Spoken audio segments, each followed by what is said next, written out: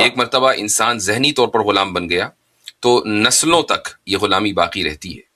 اور تعلیم وہ ہتھیار ہے کہ جس کے ذریعے یا تو آزادی حاصل کی جاتی ہے اور یہ پھر دوسروں کو ذہنی طور پر غلام بنایا جاتا ہے. آپ اگر اس کو پڑھیں گے تو آپ کو حیرت ہوگی کہ فیمنزم دراصل ریسزم کی ایک بدترین صورت ہے. نکاح کو چونکہ بہت مشکل بنا دیا گیا تو اس لیے آسان طلاق ہضم نہیں ہوتی. اچھا، پہلے تو اگر آپ کو یاد ہو جب آپ ڈیبیٹ سیکشن میں سامنے کھڑے تھے تو اور جب سوال پوچھنے کا ٹائم آیا تھا تو یہ سوری دویدی صاحب نے آپ کو کہا تھا کہ آپ محترم کھڑے ہو جائیں، ہم آپ کو جانتے ہیں آپ شکاگو سے لیکن ہمیں آپ کا نام نہیں پتا. آپ کو لگتا ہے کہ مطلب مجھے انہوں نے جیسے جان بوجھ کے کیا؟ مجھے یہ نہیں ہو سکتا. مطلب آپ کو کیا لگا وہاں پہ؟ نہیں پاسبل ہے کہ وہ نام بھول گئے ہوں. کوئی ایسی بڑی بات تو ہے نہیں. ظاہر ہے کہ ہر ایک کے فالوورز الگ ہوتے ہیں، دیکھنے والے الگ ہوتے ہیں. میں نہیں سمجھتا کہ وہ میری ویڈیوز دیکھتے ہوں گے. اور مجھے میری ان سے ایک دن پہلے ملاقات ہوئی تھی تو اس لیے اس ملاقات کی وجہ سے وہ یہ جانتے تھے کہ میں شکاگو میں ہوں، شکاگو سے تعلق رکھتا ہوں. نام وہ بھول گئے ہوں گے تو اس لیے انہوں نے کہا کہ آپ تعارف کرا دیں، نام ذہن میں نہیں. چلیے ٹھیک ہے. خیر، جہاں سے مطلب میں آپ کو دیکھتا ہوں پچھلے 1.5 سال سے، اور مجھے یاد ہے کہ زیادہ تر جب آپ جہاں سے میں نے آپ کو سٹارٹ کیا دیکھنا وہ زیادہ تر فقہی سوال ہوتے تھے. لیکن اس سے الگ میں خود بھی جاننا چاہتا ہوں یہ کہ eventually what are we trying to achieve at the end of the day as a civilization? A civilizational goal کیا ہے ہمارا مسلمز کا؟ دیکھیے، ہمارا بحیثیت مسلمان کے ایک ہی گول ہے، اور وہ گول یہ ہے کہ اللہ تعالیٰ کے بتائے ہوئے راستے کے اوپر چلنا. اور ہم اسی کو سکسیس مانتے ہیں کہ جب اللہ کے بتائے ہوئے راستے کے اوپر نہ صرف یہ کہ ایک انسان بلکہ پوری انسانیت چلنے لگے. چونکہ کامیابی کا تعلق اس سے نہیں ہے کہ آپ کے بینک میں کتنے پیسے ہیں اور آپ کا پیٹ بھرا ہوا ہے یا نہیں. کامیابی کا تعلق اس سے ہے کہ آپ کے کریٹر نے جو آپ کو کہا ہے آپ نے اس پر عمل کیا ہے یا نہیں. چونکہ یہی ٹرو عبدیت ہے، بندگی ہے.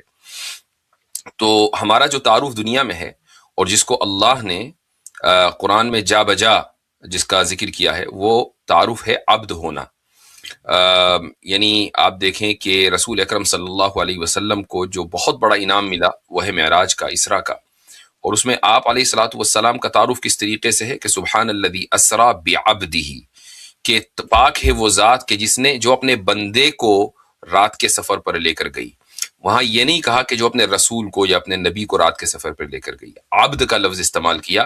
یہ انسانیت کا جو آخری امتیاز ہے وہ ہے بندگی. اسی طریقے سے حضرت موسیٰ کے قصے میں سورہ کہف میں یہ بات آتی ہے کہ جب حضرت موسیٰ اور ان کے شاگرد جو بعد میں چل کر نبی بنے حضرت خضر کی تلاش میں تھے تو وہاں ایک جگہ پہنچے کہ جہاں پر جو نشانی بتائی گئی تھی اور مچھلی نکل کر چلی گئی تھی، وہ وہاں اس جگہ پر حضرت خضر سے ملاقات ہوئی. تو قرآن نے حضرت خضر کے لیے جو لفظ استعمال کیا ہے وہ ہے عبدن، کہ عبدم من عبادنا، کہ ان دونوں کو ہماری ایک بندے سے ان دونوں کی ملاقات ہوئی. اور وہ بندہ ایسا تھا کہ اس کو ہم نے اپنی طرف سے علم دیا تھا. تو دیکھیں حضرت خضر کا تعارف بھی بندہ، رسول اکرم صلی اللہ علیہ وسلم کا تعارف بھی بندہ. تو اس سے ثابت یہ ہوا کہ بندگی اعلیٰ ترین معراج ہے اور یہی انسانیت کا مقصد ہے. اس وقت ہم جب دیکھتے ہیں کہ سویلائزیشنل کلیش ہے پوری دنیا میں، اور یہ آج سے نہیں ہے بلکہ جب سے سویلائزیشن سے تب سے کلیش ہے. تو جب تک انبیاء تھے علیہم الصلاۃ والسلام آتے تھے تو جس سویلائزیشن کے ساتھ انبیاء علیہم الصلاۃ والسلام ہوتے تھے یا وہ جو سویلائزیشن قائم کرتے تھے حق ان کے ساتھ ہوتا تھا. آج اسلامک سویلائزیشن ہے، اس کے مقابلے پہ ویسٹرن سویلائزیشن ہے، اس کے اور بھی دوسری سویلائزیشنز ہوں گی تاریخ میں 1400 سال کی. تو رسول اکرم صلی اللہ علیہ وسلم کا جو پیغام ہے، اسلام کا پیغام، زندہ اور مضبوطی کے ساتھ اگر کہیں ہے تو وہ اسلامی سویلائزیشن میں ہے. تو اسلامی سویلائزیشن کا جو گول ہے وہ یہ ہے کہ پوری دنیا اور تمام کی تمام انسانیت خدا کی بندگی میں آ جائے اور خدا کے بتائے ہوئے راستے پر چلے اور خدا سے بغاوت کو ختم کر دے۔ اس کا مطلب ہرگز یہ نہیں ہوتا کہ سارے نماز پڑھنے لگ جائیں، اس کا مطلب ہرگز یہ نہیں ہوتا کہ ہر سال ہر انسان حج کرنے جائے اور سب لوگ جو ہے روزے رکھیں، نہیں۔ خدا کے بتائے ہوئے راستے میں جو بنیادی چیز ہے وہ ہے کہ ظلم کا خاتمہ ہو، عدل و انصاف ہر طرف ہو۔ آپ دیکھ لیں اس وقت جو صورتحال ہے کہ ایک سپر پاور ملک کا صدر، کہ جہاں میں بیٹھا ہوا ہوں اس ملک کا صدر یہ کہتا ہے کہ مورالٹی وہ ہے جو میں کہہ رہا ہوں۔ اس نے یہ 3-4 دن پہلے نیو یارک ٹائمز کو جو اسٹیٹمنٹ دیا ہے وہ یہ کہ بھئی مورالٹی وہ ہے جو میں کہہ رہا ہوں۔ اور یہی وجہ ہے کہ ہم دیکھتے ہیں کہ جس کی لاٹھی اس کے بھینس کا والا قانون ہے کہ آپ نے آپریشن کیا، دوسرے ملک کے صدر کو آپ اٹھا کے لے آئے، اپنے ملکوں کی عدالت میں آپ کیس چلا رہے ہیں، آپ دوسرے ملکوں کی بڑے بڑے رقبے کو اوپر نگاہ رکھے ہوئے ہیں، تو عدل کدھر ہے؟ ظلم ہی ظلم ہے۔ آج یہ تہذیب پاور میں ہے تو اس نے ظلم ہر طرف روا رکھا ہوا ہے۔ تو اسلامی تہذیب کا مقصد ہے پوری دنیا میں عدل کو خدا کے بتائے ہوئے قانون کے مطابق نافذ کرنا۔ جی ماشاء اللہ۔ اب مفتی صاحب اگر آپ دیکھیں نا، یہ اب جب ہم سویلائزیشن کی بھی بات کریں، ہم بہت ہی ایک بڑی جیوگرافی کی بات کر رہے ہیں، اس میں الگ الگ نیشنز آ رہے ہیں، at least present modern context میں اگر آپ دیکھیں تقریباً 53 سے 54 مسلم نیشنز ہیں، لیکن ہم میجورٹیرلی اگر میں پولیٹیکل نہ دیکھوں، بٹ میں دیکھ رہا ہوں کہ مطلب یہ میری آبزرویشن ہے، یہ غلط بھی ہو سکتی ہے بالکل، کہ ایک کلچرل ڈکلائن ہے، رائٹ، کہ ایز ان کہ یعنی کہ کہیں نہ کہیں ایک اوورٹلی انفلوئنس ہے ایک کلچر کا، ایٹ لیسٹ ویسٹ کے کلچر کا، میں اسلام کے سویلائزیشن کو کہوں گا۔ تو یہ بیسکلی ایسا کیوں ہے؟ یہ ڈکلائن آیا کیوں ہے؟ اگر ہے تو ہے کیوں؟ اور یہ اگر سٹارٹ ہوا تو ہوا کہاں سے؟ سویلائزیشنل کنٹرول یا غلبہ جو آتا ہے وہ صرف اور صرف تعلیمی نظام سے آتا ہے، اور تلوار یا ہتھیار سے جو غلبہ آتا ہے اس کی مدت بہت تھوڑی رہتی ہے۔ آپ کتنے دن تک انسانوں کے جسم کو غلام بنا سکتے ہیں؟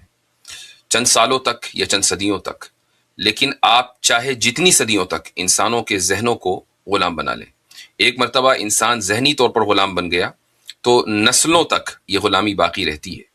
اور تعلیم وہ ہتھیار ہے کہ جس کے ذریعے یا تو آزادی حاصل کی جاتی ہے اور یا پھر دوسروں کو ذہنی طور پر غلام بنایا جاتا ہے۔ تو اس وقت ہم جو پوری دنیا میں دیکھتے ہیں کہ ایک خاص تہذیب کا غلبہ ہے، اس لیے کہ 1830 سے جو تعلیمی نظام پوری دنیا میں رائج ہے، لارڈ مکالے کے ذریعے جو سب کانٹیننٹ میں آیا، اور اس سے پہلے وہ یورپ میں تھا، امریکہ میں تھا، آج وہ پوری دنیا میں ہے، اور ہم اس کو فخریہ طور پر اختیار کیے ہوئے ہیں، اور ہمارے پاس اس کا الٹرنیٹو سوچنے کی یعنی نہ تو کوئی پلان ہے اور نہ ہی کوئی فرصت ہے۔ تو اسی لیے آپ یہ دیکھتے ہیں کہ مسلمانوں میں ایک سویلائزیشنل ڈکلائن ہے۔ وہ ڈکلائن اسی لیے ہے کہ ہم نے اس نظام تعلیم کو 100% مقدس سمجھ کر اختیار کیا ہوا ہے۔ تو جب ہمارا بچہ پری اسکول میں جاتا ہے، 3 سال کی عمر اس کی ہوتی ہے، اس کے بعد جب وہ انٹر کر کے فارغ ہوتا ہے تقریباً 18 سال کی اس کی عمر ہوتی ہے، یہ اس کے جو 15 سال ہیں، روزانہ 8 گھنٹے تقریباً ہفتے میں 5 دن یہ اس نظام کے تحت گزرے ہیں کہ جو نظام دراصل آپ کو اور ہمیں غلام بنانے کے لیے آیا تھا۔ اس کے بعد پھر جو 4 سال اس کے ہوتے ہیں وہ گریجویشن کرتا ہے، اور اگر اس کو پوسٹ گریجویٹ کرنا ہے 1-2 سال اس میں بھی لگا لیے، تو آپ سمجھ جائیں کہ کتنے گھنٹے اس نے اپنی اس زندگی کے، کہ جس زندگی میں اس کو دوسری باتوں کا اثر قبول کرنا ہے، اس نے دوسری آئیڈیالوجیز کو پڑھ کر گزارے ہیں۔ تو ظاہر ہے کہ پھر سویلائزیشنل ڈکلائن تو آنا ہی ہے۔ ہاں، اگر آپ یہ بالکل صحیح بات کی، اور جو میری خود کی پڑھائی ہے یا جو میں ریسرچ کرنے کی کوشش کر رہا ہوں اس میں بھی یہ بات بار بار سامنے آ رہی ہے کہ کہیں نہ کہیں ایجوکیشن کرکس ہے ہر ایک چیز کا۔ لیکن مفتی صاحب جب میں ایون ایجوکیشن کی بھی بات کروں نا، فاؤنڈیشنلی جب ہم ایجوکیشن سسٹم ویسٹ کی بات کریں اور اسلامک ایجوکیشن سسٹم کی بات کریں، کیا ہم میں فاؤنڈیشنل ڈفرنس ہے یا پھر آبجیکٹو ہمارا کچھ اور ہے؟ یعنی کہ یہ ایجوکیشن سسٹم کو اور اچیو کرنے کی کوشش کر رہا ہے اور اسلامک ایجوکیشن سسٹم کچھ اور اچیو کرنے کی کوشش کر رہا ہے، یا فاؤنڈیشنلی ڈفرینسز ہیں؟ جی ہے کیا ڈفرینس؟ فاؤنڈیشنل ڈفرینسز بھی ہیں اور آبجیکٹو کے اعتبار سے بھی ڈفرینسز ہیں۔ فاؤنڈیشنل ڈفرینسز اس معنی گر ہیں کہ جو ویسٹرن ایجوکیشن سسٹم ہے وہ سورس آف ایجوکیشن یا سورس آف لرننگ کس چیز کو مانتا ہے؟ تو آپ دیکھیں گے کہ جو ویسٹرن ایجوکیشن سسٹم ہے اس میں امپیریسزم یا امپیریکل ڈیٹا کو ہی صرف سورس آف انفارمیشن مانا جاتا ہے، جس کو ہم یہ کہہ لیں 5 سینسز، کہ آپ دیکھ کر، سن کر، چکھ کر اسی طریقے سے آپ علم حاصل کر سکتے ہیں اور اس کو پروسیس کر سکتے ہیں۔ ریویلیشن کو، یعنی خدا کے پیغام کا، اس میں کوئی مقام نہیں ہے، اس میں اس کی کوئی گنجائش نہیں ہے۔ آپ اسکول کی ٹیکسٹ بک میں یہ کہیں کہ قرآن میں یہ لکھا ہوا ہے تو اس کو اسکول کی ٹیکسٹ بک کو فوراً ہٹا دیا جائے گا۔ جو اسلامی نظام تعلیم ہے اس کو میتھ سے پرابلم نہیں ہے، اس کو سائنس سے پرابلم نہیں ہے، اس کو جیومیٹری اور فزکس اور جو بھی جتنے بھی علوم ہیں ان سے پرابلم نہیں ہے۔ اصل بات یہ ہے کہ آپ جو کچھ سیکھتے ہیں اسلامی نظام تعلیم میں، اس کے وسائل اور اس کے ذرائع کیا ہیں۔ تو ذریعہ تعلیم کیا ہے، تعلیم نے ذریعہ علم کیا ہے؟ ہمارے یہاں ذریعہ علم 3 ہے۔ سب سے پہلا اور سب سے جو مختصر دائرہ ہے، سب سے چھوٹا جو سرکل ہے، وہ ہے ہمارے 5 سینسز۔ اس کے بعد جو اس کے بڑا سرکل ہے وہ ہے ہماری لاجک یا ریزننگ، اور اس کے بعد جو سب سے بڑا سرکل ہے وہ ہے ریویلیشن۔ تو ریویلیشن کا ہمارے یہاں بنیادی کردار ہے۔ ہم اگر میتھ پڑھ رہے ہیں، سائنس پڑھ رہے ہیں، یہ سارے کے سارے ریویلیشن سے ہم آہنگ ہونے چاہیے۔ یہ ہے فاؤنڈیشنل ڈفرنس۔ اس کے بعد آبجیکٹیو کا ڈفرنس آ جاتا ہے۔ آپ کی جو ویسٹرن ایجوکیشن سسٹم ہے اس کا آبجیکٹیو کیا ہے؟ صرف ایک ہے، اور وہ ہے پیٹ، کہ آپ کی جاب بہت اچھی ہو جائے، آپ سوسائٹی میں بہت اچھے رہیں، آپ اچھا مکان افورڈ کر سکیں، آپ اچھی گاڑی افورڈ کر سکیں، آپ اس کے علاوہ مجھے بتائیں کہ کیا مقصد ہے پیٹ کے علاوہ، اس کی اور کیا مقصد ہے؟ اس کے علاوہ کوئی دوسرا مقصد اس کا نہیں ہے۔ جبکہ اسلامی جو نظام تعلیم ہے اس کا مقصد یہ نہیں ہے۔ اس کا مقصد یہ ہے کہ آپ اپنی زندگی بہت خوشحالی کے ساتھ زندگی گزارنا چاہتے ہیں، یقیناً گزاریں، لیکن اصل آپ کا مقصد ہونا چاہیے کہ آپ کا کریٹر آپ سے خوش رہے، وہ آپ سے ناراض نہ ہو۔ لہٰذا اگر مان لیجئے آپ میڈیکل ڈاکٹر بنے ہیں تو میڈیکل فیلڈ میں جتنا کرپشن پوری دنیا میں آج کی تاریخ میں میڈیکل فیلڈ میں ہے، اتنا ایک گاؤں، یعنی آپ سمجھ لیں جس ملک میں آپ رہتے ہیں وہاں کا پورا پولیس کا جو ڈپارٹمنٹ ہے اتنا کرپٹ نہیں ہوگا جتنا کہ میڈیکل سسٹم کرپٹ ہے۔ یہ یعنی ایک فیکٹ ہے۔ جبکہ ہم ڈاکٹر کے پیشے کو بہت مقدس پیشہ سمجھتے ہیں۔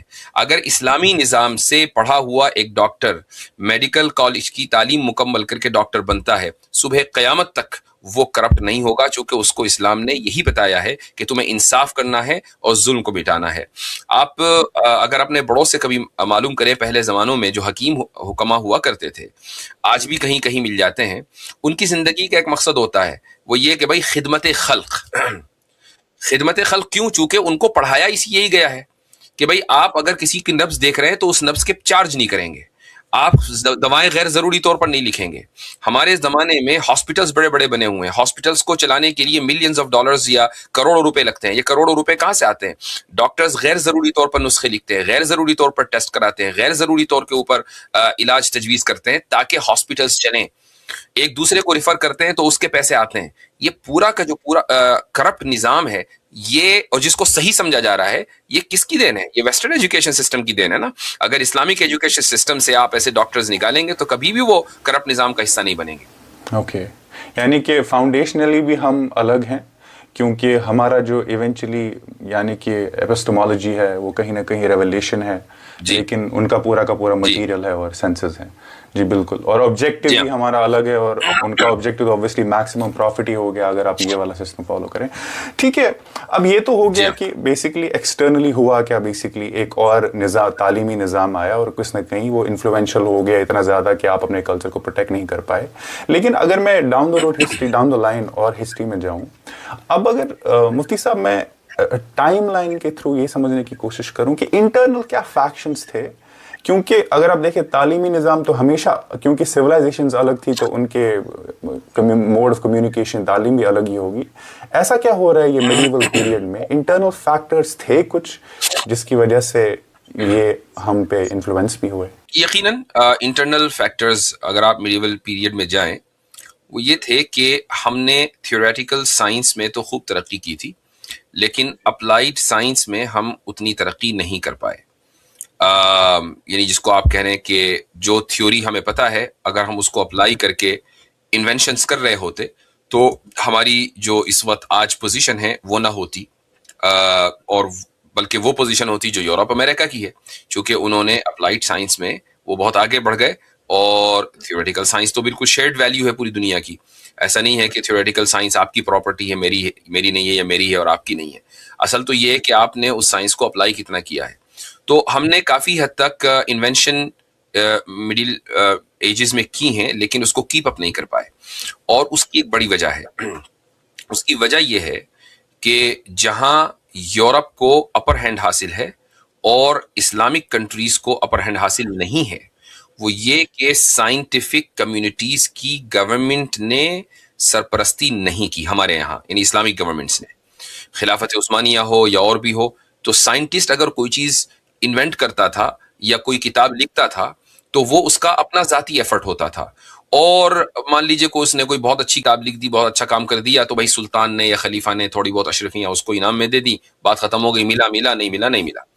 لیکن انگلینڈ میں باقاعدہ جب سائنٹیفک یہ کمیٹی قائم ہوئی اور اس کی سرپرستی تھرون آف انگلینڈ نے کی اور اس کو باقاعدہ ریکگنائز کیا، اس کو اتنا زیادہ سینکٹیفائی کیا کہ اس میں شامل ہونا ہر انسان کی بس کی بات نہیں ہوتی تھی، اور کوئی اگر شامل ہو جاتا تھا تو اپنے کو وہ اپنے پورے خاندان کو لکی سمجھتا تھا.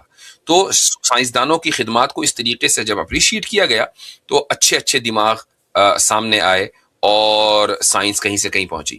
لیکن عالم اسلام میں وہ بات نہیں ہوئی اور آج تک نہیں ہے بائی دا وے. تو یہ ایک بڑی وجہ ہے کہ چونکہ ہم سائنسی بنیادوں پر پیچھے رہ گئے تو مغرب غالب آ گیا. اب جب اس کے پاس طاقت ہے، اس کے پاس ایجادات ہیں، اس کے پاس ٹولز ہیں، تو یہاں سے شروع ہوا کلونیلزم کا دور. جو مسلم ممالک ہیں ان کو وہاں حملے کیے گئے، ان کے ریسورسز کے اوپر قبضے کیے گئے، وہاں کے لوگوں کو سلیوز بنایا گیا، ان کے آپسی اختلافات کو ایکسپلوئٹ کیا گیا. یہ انٹرنل ریزنز ہیں کہ جس کی وجہ سے سویلائزیشنل ڈکلائن آیا. جی پہلے تو میں آپ سے بھی پوچھنے کی، یہ میرا ایک سوال بھی تھا کہ جب ہم آج کے دور میں گلوبلی مسلمانوں کی بات کرتے ہیں، ہم پھر کہیں نہ کبھی یہ ٹرمز آئی جاتی ہیں کہ یہ لبرل مسلم ہے، یہ ماڈرن مسلم ہے، یہ بیکورڈ، یا جس کو آج ٹریڈیشنل مسلم کو تو بیکورڈ مسلم کہتے ہیں. تو آپ کو لگتا ہے یہ صحیح ٹرمز ہیں ایز ان ہمیں اپنی آپ کو لگتا ہے یہ ایک کہیں نہ کہیں سیگریگیشن ہو گیا ہماری سوسائٹی میں؟ دیکھیں، سیگریگیشن کسی بھی معاشرے اور کمیونٹی میں وہ ایک فطری چیز ہے. آپ سیگریگیشن کو ختم نہیں کر سکتے ہیں. آپ یہ ٹرمز یوز نہ کریں، کوئی دوسری ٹرمز یوز خود بخود ہونے لگیں گی. اصل بات یہ ہے کہ کیا یہ بیماریاں ہماری سوسائٹی میں پائی جاتی ہیں یا نہیں. مثلا کیا لبرلزم ہمارے یہاں پایا جاتا ہے یا نہیں؟ کیا ہمارے یہاں فیمنزم پایا جاتا ہے یا نہیں؟ ٹرانسجینڈرزم ہمارے یہاں ہے کہ نہیں؟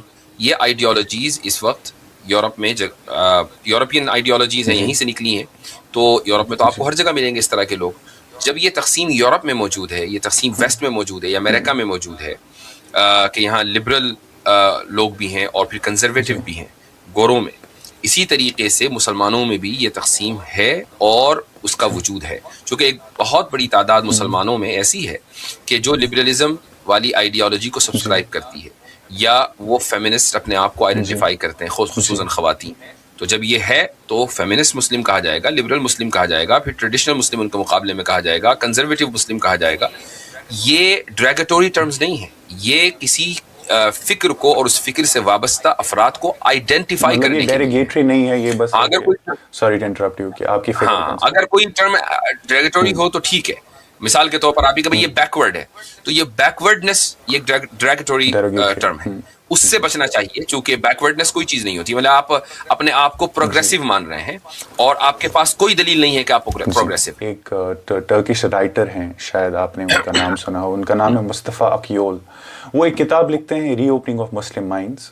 اور جتنی مجھے جب میں نے اس کتاب کو خود پڑھنے کی کوشش کی، جو ان کا ایونچولی سینٹرل آرگومنٹ ہے، وہ یہ کہہ رہے ہیں کہ کہیں نہ کہیں سیلجکس کے بعد، یعنی کہ آپ مان لیں 10th یا 11th سینچری کے بعد، کیا ہوتا ہے کہ جو اسکالرلی کلاس ہوتا ہے، جو جورسٹ یا جو اپنی بک میں تو اس کو ٹرم ایز اے ملا کلاس کہتے ہیں، یہ کہیں نہ کہیں پاور ہولڈ کرنے لگتے ہیں.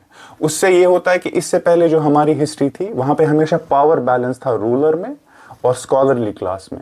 لیکن اس میں کیا ہو، کیونکہ وہ خود पावर होल्ड करने लगे, जो पूरा का पूरा पावर बैलेंस था इस्लामिक सोसाइटीज में वो ऊपर से धराशायी हो गया, और उसकी वजह से फिर ये गैप्स आने लगी एजुकेशन में, या इवन मतलब ये ऐसे वो दिखाते हैं अपना, उनका एक आर्गुमेंट है। इससे आप कितना अग्री करते हैं? मैं इससे एग्री नहीं करता हूं, और हो सकता है कि इक्का दुक्का कहीं वाकयात में इधर उधर कोने खुदरे में किसी इस्लामिक वर्ल्ड बहुत बड़ा है, कहीं ऐसा हुआ हो, लेकिन ये कोई बात ना हुई कि उलमा या जो मुस्लिम स्कॉलरशिप है वो पॉलिटिकल गैलरीज को कंट्रोल कर रही थी, ऐसा नहीं है। उसकी वजह यह है कि फिर वो खुद ही बन जाते ना, यानी उलमा खुद ही अगर इतना कंट्रोलिंग थे वो, तो वो उन लोगों को हटा करके जो बादशाह थे या सुल्तान थे या खुलफा थे, उनको हटा के खुद ही वो कानून नाफिज करने वाले बन जाते, खुद ही वो सुल्तान बन जाते, खुद ही वो रूलर बन जाते। लेकिन ऐसा नहीं हुआ। रही ये बात कि क्या वो सेंटर्स ऑफ पावर के करीब थे या नहीं, हमेशा से रहे हैं। खिलाफत बनु उमैया में क्या आपको लगता है कि खलीफा अपने इर्द गिर्द उलमा को नहीं रखता था? बड़े बड़े ताबईन खुलफा के पास जाते थे, उनको मशवरा देते थे। हजरत उमर बिन अब्दुल अजीज रहिमहुल्लाह, जो कि खुलफा बनु उमैया में एक अजीम शान खलीफा गुजरे हैं, तो वो अक्सर व बेशतर इब्न शिहाब ज़ुहरी रहिमहुल्लाह से मशवरा किया करते थे, अम्र इब्न हज़्म से मशवरा किया करते थे, और भी बड़े बड़े इसी तरीके से खुलफाए खिलाफत अब्बासिया में हारून रशीद इमाम अबू यूसुफ रहीमहुल्लाह से मशवरा किया करते थे, इमाम मोहम्मद से, तो ये हजरात, इमाम मालिक से, तो ये हजरात हमेशा सेंटर्स ऑफ पावर के इस मानागर करीब रहे हैं। ऐसा नहीं कि उनको खुद पावर की भूख थी, बल्कि इस मानागर करीब रहे हैं कि ये जरूरत थी पावर की, ये जरूरत थी खिलाफत की, ये जरूरत थी हुकूमत की कि वो उलमा से मशवरा करती रहे। तो उलमा ने हमेशा उनको मशवरा दिया और उस मशवरे की बुनियाद पर हुकूमतें चली हैं। तो अगर मान लीजिए कोई खराबी 11वीं या 12वीं सदी में आनी थी उलमा के मशवरे की वजह से, तो वो खराबी तो फिर पहले ही आ जानी चाहिए थी। इस्लामी सिविलाइजेशन कभी तरक्की करती ही ना, चूंकि उलमा तो हमेशा इन्वॉल्व रहे हैं। तो इसलिए मैं इस आर्ग्यूमेंट को तस्लीम नहीं करता हूँ। जी बिल्कुल। लेकिन मुफ्ती साहब, अगर आप देखें ना, इस टाइमलाइन एक ऐसा इवेंट है जो बार बार मैंने देखा है कि जब मैं छोटा भी था मैंने इस इवेंट को बार बार सुना कि ऐसा क्यों होता है कि हम बहुत as a civilisation, at least Osmania civilisation, Muslim civilisation, उस टाइम वो बहुत वक्त लगाते हैं प्रिंटिंग प्रेस को यूज करने में। ये मिसअंडरस्टूड कोई इवेंट है या फिर इसको इसको है क्या इसकी रियलिटी? बिल्कुल मिसअंडरस्टूड इवेंट है, और यही वो इवेंट है जो बार बार जो लिबरल राइटर्स हैं वो उठाकर लेकर आते हैं कि भाई प्रिंटिंग प्रेस पे फतवा आ गया था और फला फला। ये इतनी बड़ी मिथ है कि जिसको बहुत से लोगों ने बस वैसे ही कॉपी पेस्ट कर दिया है। प्रिंटिंग प्रेस जब खिलाफत उस्मानिया में आई तुर्की में, तो उस वक्त जो फतवा दिया गया था वो रिलीजियस किताबों और कुरान करीम की प्रिंटिंग के लिए दिया गया था कि आप इस प्रेस से, प्रिंटिंग प्रेस से रिलीजियस किताबें और कुरान करीम ना शाये करें, ना तबात करें। उसकी वजह थी, उसके पीछे जो वजह थी वो ये थी कि ट्रेडिशनली जो तरीका था मदरसों में तालीम का, वो ये था कि अगर कोई स्टूडेंट मान लीजिए किताब पढ़ना चाहता था तो उसको वो किताब लिखनी पड़ती थी। तो लिखने से वो किताब खुद ब खुद याद हो जाती थी, आधा तो उसको वहीं समझ में आ गया, बाकी उस्ताद ने समझा दिया, तो वो उसकी एक पर्सनलाइज्ड कॉपी हो जाती थी। तो अगर मान लीजिए ये किताबें छप जाती या कुरान करीम याद करने का हमेशा से तरीका, आज भी अल्जीरिया में, आज भी वेस्ट अफ्रीका में यही तरीका है कि आप बच्चे कुरान लिखकर याद करते हैं। तो कुरान अगर छप जाता तो बच्चे फिर कुरान लिखकर याद न करते, उनके पास छपा हुआ कुरान होता तो वैसे वो याद करते। तो उसकी वजह से उन उलमा के नजदीक ये एक गलत स्ट्रेटेजी थी तालीमी एतबार से। बाकी जिन किताबों के ऊपर तरक्की का दारो मदार है, जो साइंसी किताबें, मैथ की किताबें हैं, लैंग्वेज की किताबें, अदब, आर्ट, कल्चर, इनकी किताबें, उसके बारे में कभी कोई फतवा नहीं दिया गया, उसका कोई ताल्लुक था ही नहीं दीन से। तो तरक्की तो उन किताबों से होनी थी ना, वो किताबें तो छप रही थी। बिल्कुल, क्योंकि मैंने देखा कि इवन जब मैंने लिटरेचर खुद स्टार्ट नहीं किया पढ़ना, मैंने देखा बार बार इस इवेंट को, इतनी 10 साल मैंने एटलीस्ट देखा होगा इस इवेंट को बार बार रिपीटेडली बुक्स के थ्रू, अलग अलग वीडियोस में, एज एन एक क्लास के। अच्छा, फिर उलमा के ऊपर इल्जाम लगाने के लिए एक और किस्सा भी गढ़ा जाता है कि जी माइक के बारे में बड़ी देर में फैसला किया है। ہے نا. یہ آپ نے یہ بھی سنا ہوگا نا کہ مائک کے بارے میں بڑا. تو بھائی مائک کے بارے میں جو فیصلہ دیر میں ہوا ہے وہ اس پر ہوا ہے کہ مسجد میں مائک کا استعمال کیا جائے گا یا نہیں کیا جائے گا. اس کا دنیا کی ترقی سے کیا لینا دینا. یہ تو نہیں کہا کہ خبردار مائک میں تقریر نہ کرنا, مائک میں آواز نہ نکل جائے تمہاری. یہ تو نہیں ہوا نا. مسجد میں مائک لگا کر ہم نماز پڑھا سکتے ہیں یا نہیں پڑھا سکتے, اس پر چند سال غور ہوا. اس کا آپ اس بنیاد پر آپ یہ کیسے کہہ سکتے ہیں کہ امت پیچھے چلے گئی. اگر امت کو نماز پڑھنے سے ہی آگے جانا تھا تو ہر لبرل کو 5 وقت مسجد میں نماز پڑھنی چاہیے, پھر تبھی تو جائیں گے آگے. یہ بہت اچھا آرگومنٹ ہے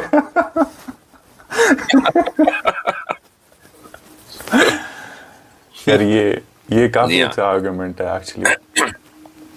مفتی صاحب یہ تو خیر اب آپ نے, کیونکہ ہم علماء میں بیسکلی جب بھی ایک آرگومنٹ پیش کرنے کی کوشش کرتے ہیں, یہ ایک ٹائپ کے آرگومنٹس ہے. اب اور قسم کے آرگومنٹ ہے which is within the like the scholars itself. تو دین وی سی کہ جب بھی ہمارے سامنے کوئی ایونٹ پیش ہوتا ہے, چاہے کسی جگہ موب لنچنگ ہوئی یا کسی جگہ کسی کو کم رائٹس ملے یا پھر کوئی پاس کا ایونٹ ہوا, we see that there are two different kind of explanations. For example, جب میں آپ کا ویڈیو سنوں there is one kind of explanation. جب میں جاوید گامدی صاحب کا ویڈیو سنوں there is another kind of explanation.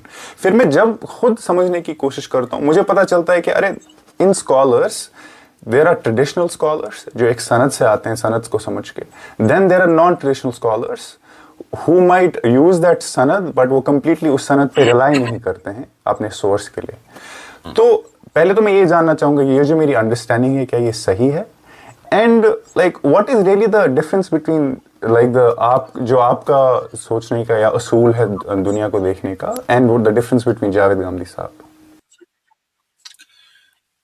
جو بنیادی فرق ہے وہ یہ ہے کہ جو ٹریڈیشنل اسکالرز ہیں جن میں جاوید گامدی صاحب نہیں آتے ہیں, وہ ٹریڈیشنل کہلاتے ہی اس لیے ہیں چونکہ وہ ٹریڈیشن سے کنیکٹ رہیں, اپنے آپ کو ٹریڈیشن سے کنیکٹ کرتے ہیں. ٹریڈیشن میں کیا چیز ہے؟ ٹریڈیشن میں صرف قرآن نہیں ہے, ٹریڈیشن میں قرآن کے ساتھ سنت ہے, اور پھر اس سنت کو, قرآن اور سنت کو بعد کے لوگوں نے, مثلا صحابہ نے, صحابہ کے بعد تابعین, طب تابعین اور بعد کے لوگوں نے کیسے سمجھایا اور اس کس کنٹینیوٹی کے ساتھ اور کنسسٹنسی کے ساتھ سمجھایا, یہ پورا ٹریڈیشن ہے.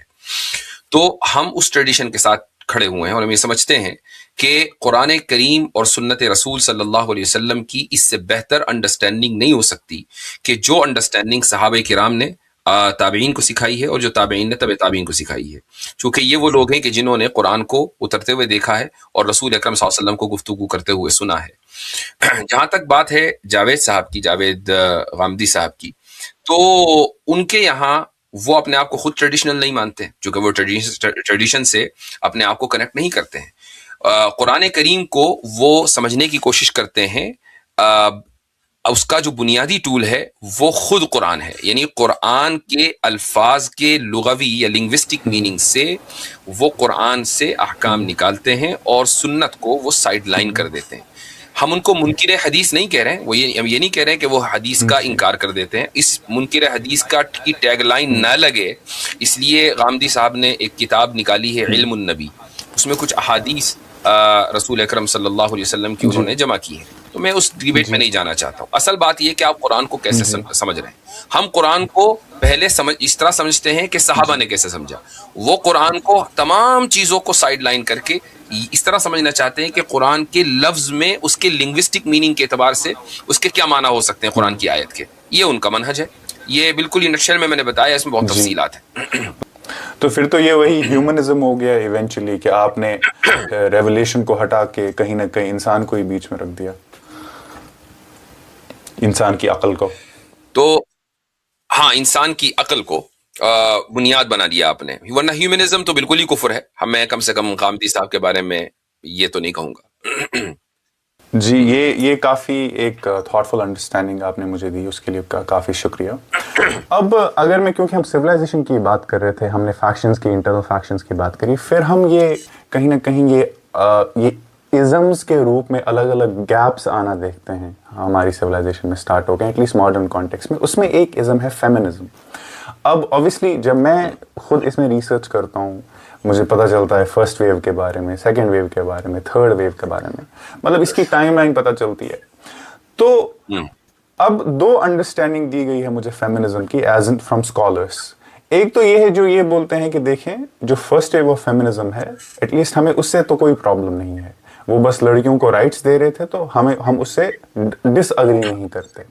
دوسرا اسکالرلی یہ کہتا ہے کہ جو فیمنزم کی بنیاد ان اٹ سیلف ہے ہم اس کے ساتھ رہ ہی نہیں سکتے ہیں, یعنی کہ وہ اتنا جا کے کہتے ہیں کہ مطلب وہ ایون اینٹائی تھیسس ہے فیمنزم اسلام کا, کیونکہ استغفر اللہ, کیونکہ ایونچولی فیمنزم فیملی سٹرکچر کو جو بیسکلی سیل ہے ایک کنزرویٹو سوسائٹی کا اسی کو توڑنے کی کوشش کر رہا ہے. تو اگر میں آپ سے یہ پوچھوں کہ why is that we disagree with feminism, یا کیا مطلب is it like کہ ہم کچھ ویوز کے ساتھ اگری کرتے ہیں کچھ کے ساتھ نہیں کرتے, یا feminism in itself we don't agree with؟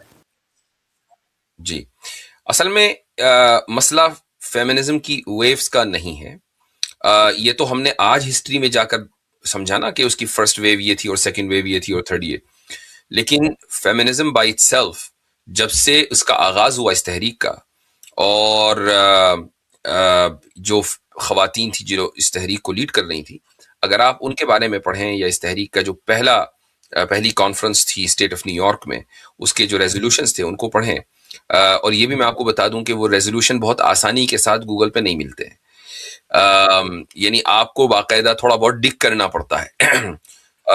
ویسے جو گلوریفائڈ ورژن ہے وہ تو وہ ایک دم مل جائے گا, لیکن جو ایکچوئل ٹیکسٹ ہے وہ آپ کو تھوڑا ڈگ کرنا پڑے گا, اور انسائکلوپیڈیاز وغیرہ میں وہ آپ کو ملے گا.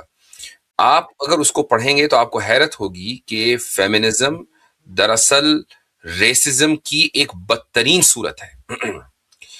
ریسزم کی بدترین صورت اس معنی گر ہے کہ اس ریزولوشن میں ایک ریزولوشن یہ تھا کہ نیگرو کو, میں یہ بھی بتا دوں کہ امریکہ میں جو نیگر کا لفظ ہے وہ بہت ہی بڑی گالی اور ڈریگیٹوری ٹرم سمجھا جاتا ہے, اس میں این ورڈ اسی لیے بولتے ہیں یہاں پر.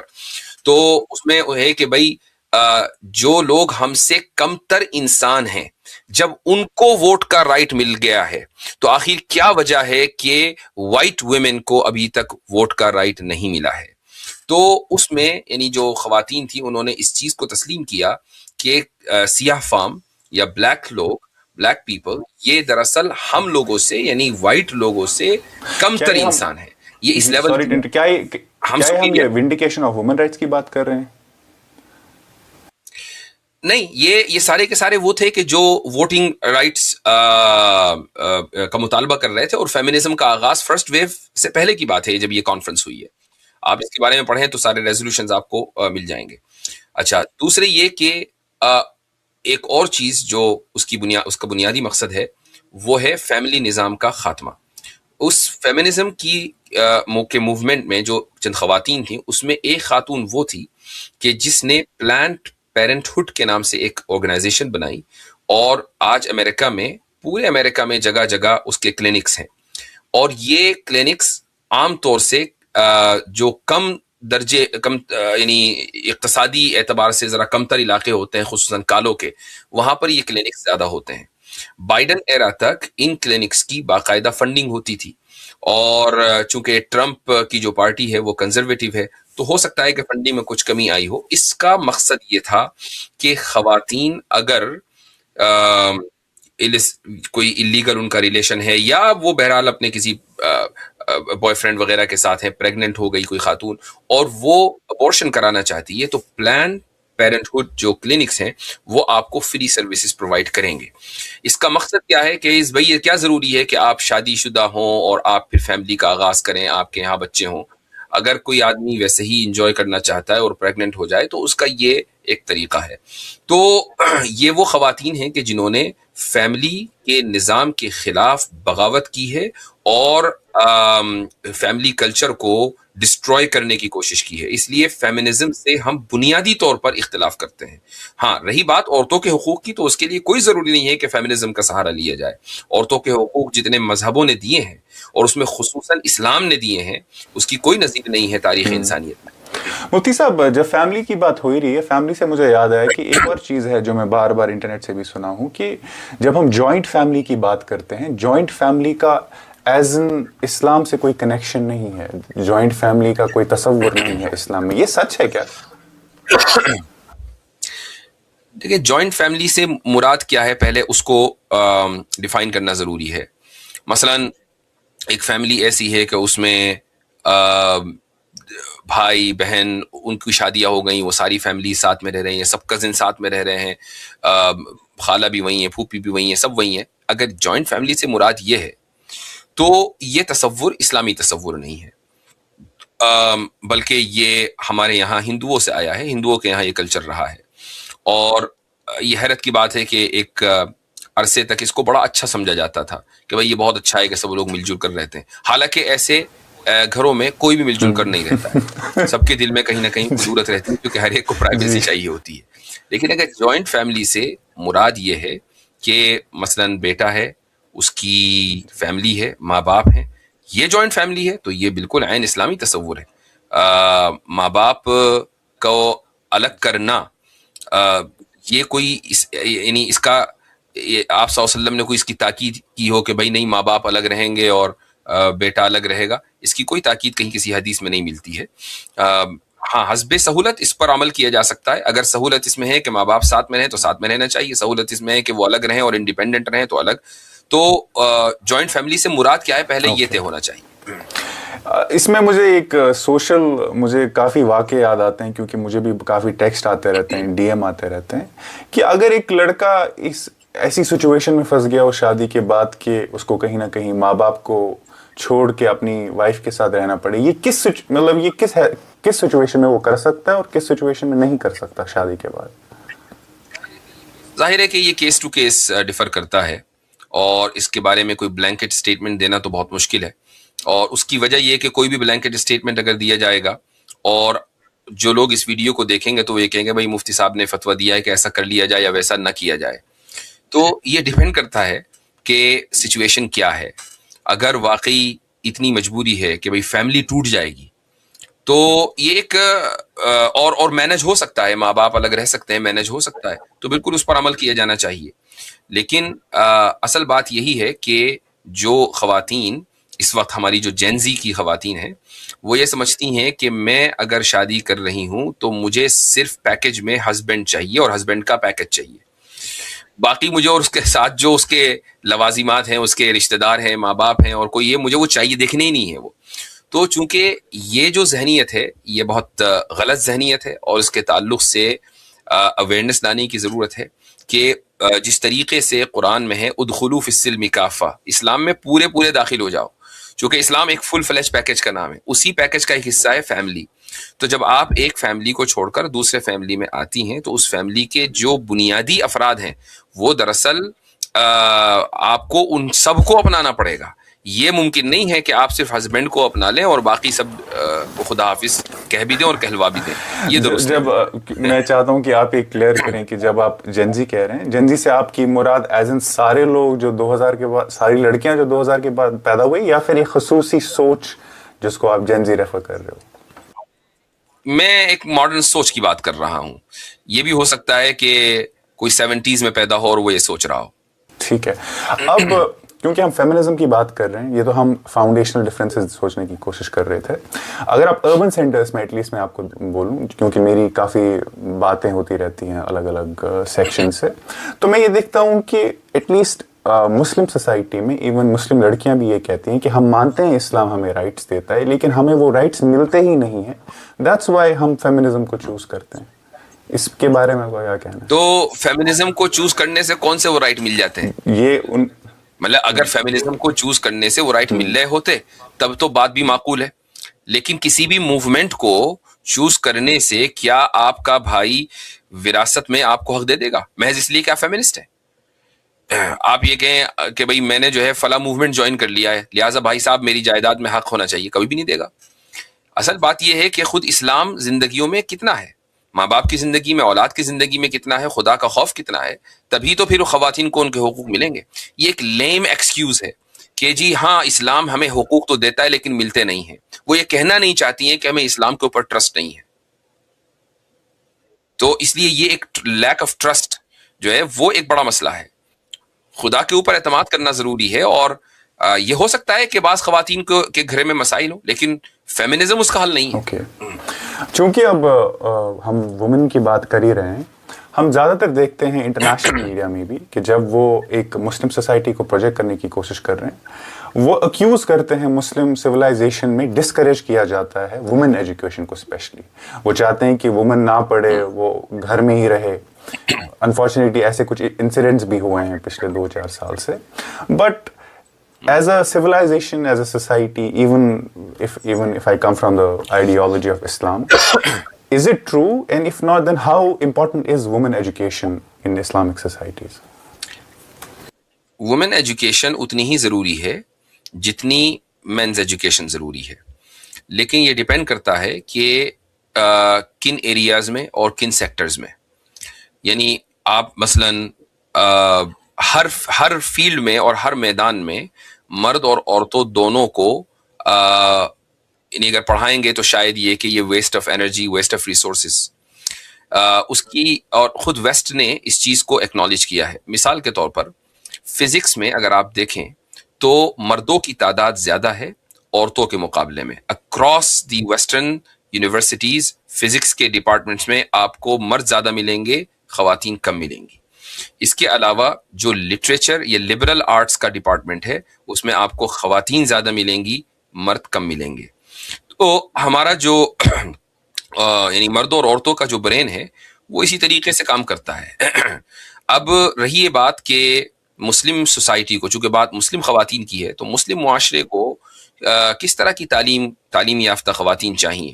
ہمیں میڈیکل ڈاکٹرز چاہیے، ہمیں گائنیز چاہیے، ہمیں نرسز چاہیے، ہمیں اس طرح کی مثلا انٹیریئر ڈیزائنرز چاہیے، اور بھی اگر کسی کو ورک فرام ہوم کرنا ہے تو اس کے لیے آئی ٹی اسپیشلسٹ ہونا ضروری ہے. یہ ساری چیزیں خواتین کو اگر وہ پڑھنا چاہیں، لٹریچر پڑھنا چاہیں، وہ آرٹ پڑھنا چاہیں، بالکل کر سکتی ہیں. وہ کوئی یعنی اگر کوئی خاتون آتھر بننا چاہتی ہے، رائٹر بننا چاہتی ہے، وائی ناٹ. تو یہ ساری چیزیں وہ کر سکتی ہے. لیکن اگر مان لیجئے ایک خاتون یہ کہے کہ بھائی میں پائلٹ بننا چاہتی ہوں، چونکہ یہ پائلٹ کی مثال میں اس لیے دے رہا ہوں کہ اگر کبھی کوئی خاتون جہاز کے پائلٹ کی سیٹ پر نظر آ جائے تو فوراً کچھ لوگوں کا سینہ فخر سے پھول جاتا ہے کہ دیکھو قوم کی بیٹی کہاں پہنچ گئی ہے. بھائی وہ ڈرائیور ہی تو بنی ہے، بس گاڑی کی ڈرائیور نہیں بنی ہے، جہاز کی ڈرائیور بن گئی. تو اس کو ترقی کا معیار سمجھ لیا گیا. حالانکہ میں یہ نہیں کہہ رہا ہوں کہ کوئی یہ حرام ہے یا ایسا، لیکن اصل بات یہ ہے کہ اس کی اپنی نزاکتیں ہیں کہ ایک خاتون اگر پائلٹ بنے گی تو وہ ملک سے باہر جائے گی، وہ سفر کرے گی، اس کی پھر فیملی لائف کدھر چلی گئی؟ اس کی فیملی لائف تو ختم ہو گئی. وہ تو اسی چکر میں رہے گی کہ مجھے آج یہاں جانا ہے، مجھے آج وہاں جانا ہے. تو اس لیے ایسے جو شعبے ہیں ان میں ڈسکریج کیا جاتا ہے.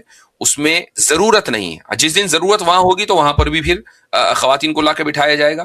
ضرورت نہیں ہے. جہاں ضرورت ہے یہ وہ شعبے ہیں جو جن کا ذکر میں نے آپ کے سامنے کیا. تو اس کو دیکھنا چاہیے کہ کن شعبوں میں آپ خواتین کو آگے بڑھا رہے ہیں اور کن شعبوں میں آپ مردوں کو آگے بڑھا رہے ہیں.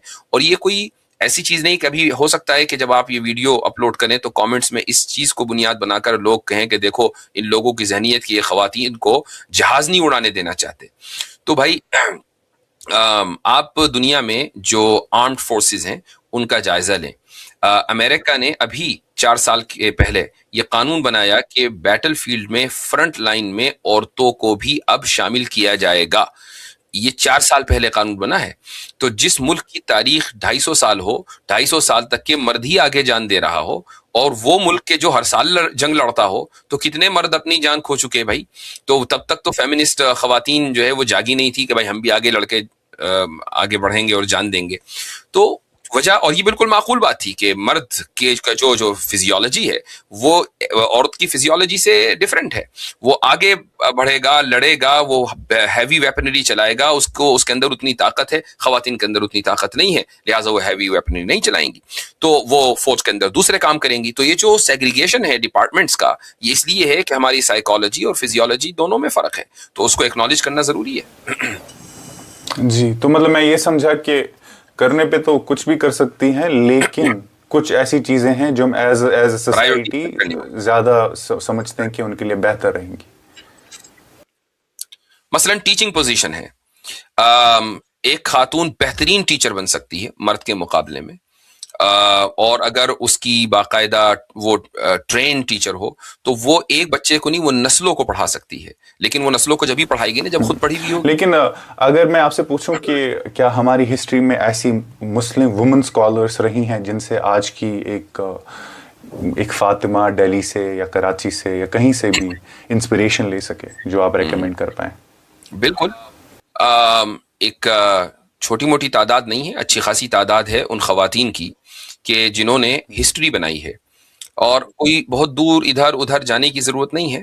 امہات المومنین کو دیکھ لیں، سیدہ عائشہ رضی اللہ عنہا کو دیکھ لیں، بہترین لیڈر تھیں، اور ایک سوسائٹی کے اوپر انہوں نے انفلوئنس ڈالا ہے بحیثیت عائشہ رضی اللہ عنہا ہونے کے، یعنی آپ صلی اللہ علیہ وسلم کی زندگی میں نہیں، آپ علیہ الصلوۃ والسلام کے بعد. پھر بعد میں آگے چلیں، امام مالک رحمہ اللہ کی بیٹی. اسی طریقے سے ہمارے یہاں ایک مشہور فقہ کی کتاب ہے، بدائع الصنائع اس کا نام ہے، تقریباً 6 جلدوں میں، وہ فقہ حنفی میں. تو اس کتاب کے مصنف کی جو اہلیہ تھیں وہ خود بہت بڑی فقیہہ تھیں، اور یہ ہسبینڈ اینڈ وائف دونوں جب فتویٰ لکھتے تھے تو دونوں کے دستخط کے ساتھ وہ فتویٰ شائع ہوتا تھا. تو اس طرح کے بہت سارے واقعات ہیں، یہ جو چند فوراً میں نے آپ کو گنا دیے. لیکن ہاں، آپ کو ایسی خواتین شاید نہ ملیں یا زیادہ نہ ملیں کہ جو فزکس میں آگے تھیں یا فلسفی میں آگے تھیں، چونکہ آج بھی فزکس، فلسفی، لاجک اس میں مرد آگے ہیں، مردوں کا غلبہ ہے، میں نے جیسے ابھی تھوڑی دیر پہلے کہا. اسی طرح عالم اسلامی کی کیا دنیا کی پہلی یونیورسٹی کی بانی خود ایک خاتون ہے ویسٹ افریقہ میں. تو خواتین نے بڑے بڑے کارنامے انجام دیے ہیں. مکہ مکرمہ میں 200 سال پہلے ایک مدرسہ قائم ہوا جس مدرسے کا نام ہے مدرسہ سولتیہ. یہ سولتیہ مدرسہ آج بھی باقی ہے، اور یہاں سے بڑے بڑے علماء نکلے ہیں. سولت بیگم کے نام سے یہ مدرسہ قائم ہوا تھا، اور ایک خاتون نے قائم کیا تھا، بھوپال کی تھی یہ، کہ جن کی فنڈنگ سے یہ مدرسہ قائم ہوا، انہی کے نام پر قائم ہوا. تو یہ کوئی کم واقعات نہیں ہیں، بہت سارے. اگر آپ یعنی گنانے پر آئیں تو اس طرح دیر تک چلے جائیں گے. یہ ساری وہ خواتین ہیں کہ جن سے ہماری آج کی بچیوں کو انسپریشن لینے کی ضرورت ہے. مفتی صاحب، اکیڈمک فیلڈ میں بھی اگر ہم دیکھیں نا کہ جیسے فار ایگزامپل ایٹ لیسٹ عام طور ڈیلی لائف کی کانورزیشن میں ہم بات کرتے ہیں ابن خلدون رحمہ اللہ کی، ہم بات کرتے ہیں الغزالی رحمہ اللہ کی، ہم بات کرتے ہیں ابن سینا رحمہ اللہ کی. تو میں اس اکیڈمک فیلڈ میں ہمارے پاس ایسی کوئی انسپریشن ہے جو آج کی لڑکی دیکھ پائے کہ دیکھیں کتنی زبردست کام کیا تھا ان کو، جن کا کام وہ جو میں نے آپ کو بدائع الصنائع، ہاں جو میں نے آپ کو 2-3 باتیں بتائی ہیں، مثلا یونیورسٹی جو پہلی یونیورسٹی ہے بھائی وہ اکیڈمک فیلڈ ہی کی تو ہے، تو اس کی اگر فاؤنڈر خاتون ہیں تو اکیڈمک لیول پر ان کا کتنا بڑا کنٹریبیوشن ہے. یا اسی طریقے سے جن فقیہہ کی میں نے بات کی ہے کہ جن کے دستخط کے بغیر فتویٰ نہیں شائع ہوتا تھا، یہ اکیڈمک لیول ہی تو تھا. ہاں، آپ اگر یہ کہیں کہ بھائی فلسفی میں تو پھر ارسطو کے زمانے میں بھی کوئی عورت نہیں تھی، سارے مرد ہی تھے. تو یہ فیلڈ عورتوں کی کبھی رہی نہیں ہے. یا اسی طریقے سے جو ایک سمجھ لیں کہ فکری جو تعلیم ہوتی ہے یا اس میں بھی ہم دیکھتے ہیں کہ مردوں کا غلبہ زیادہ رہا ہے. جیسے ابن خلدون کا آپ نے نام لیا، تو ابن خلدون ایک مفکر ہیں، انہوں نے سویلائزیشنز کو پڑھا، اور سویلائزیشنز کو پڑھنے کے بعد انہوں نے جو کتاب لکھی ہے تاریخ پر، اس کا مقدمہ ابن خلدون بڑا مشہور ہے. اس لیول پر کوئی خاتون اس لیے نہیں پہنچ سکی چونکہ اس کے لیے جو وسائل مہیا ہونے چاہیے وہ خواتین کے لیے نہ پہلے مہیا تھے نہ آج مہیا ہیں. اس کی وجہ بتاتا ہوں.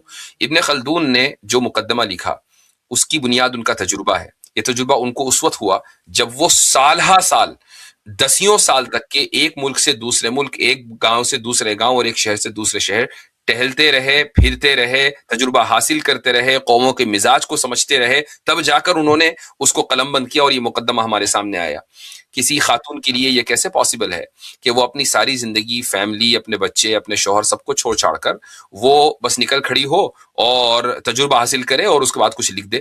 تو اس سے مطلب یہ کہ اس کا تھوڑا بہت یہ ہو سکتا ہے کہ کنٹریبیوشن ہو جائے، لیکن اس نے جو اس کا ایک مقصد ہے سوسائٹی میں رہنے کا یا آنے کا، وہ مقصد تو فوت ہو گیا نا. ٹھیک ہے جی. خیر، یہ تو ہم فیمنزم کی باتیں کرتے کرتے ہم تھوڑا وومن رائٹس تک چلے گئے. میرے جو کور کوشچنز ہے بیسیکلی میں سویلائزیشن پرابلمس کو سمجھنے کی کوشش کر رہا ہوں. اب میں آپ کو دوسری طرف لے جاتا ہوں جہاں پہ میں خود ایک انٹرنل مطلب یہ نئی چیز میں دیکھ رہا ہوں جو میں زیادہ تر سوشل میڈیا پہ دیکھ رہا ہوں، اور وہ زیادہ تر بات ہوتی ہے تقلید پہ. مطلب یہ آپ کو یہ ہمارے انٹرنل کچھ پرابلمز میں دیکھ رہا ہوں ایٹ لیسٹ سوشل میڈیا کے حد تک، مجھے نہیں پتا کہ آن گراؤنڈ کتنا ہے، کہ ڈیبیٹ یہ ہے کہ تقلید کرنی چاہیے، دوسری ڈیبیٹ یہ ہے کہ تقلید نہیں کرنی چاہیے. ایک یہ کہتا ہے کہ دیکھیں آپ کو فقہ فالو کرنا ہے، ایک یہ کہتا ہے کہ ہمیں کیا فقہ کی ضرورت، ہمارے پاس تو قرآن اور سننا ہے، ہم اس کو کیوں نہ فالو کریں. تو پہلے تو یہ ڈیبیٹ جو یہ ساری کی ساری ہے یہ آتی کہاں سے ہے اور اس میں کتنا سبسٹنس ہے پوری اس ڈیبیٹ میں؟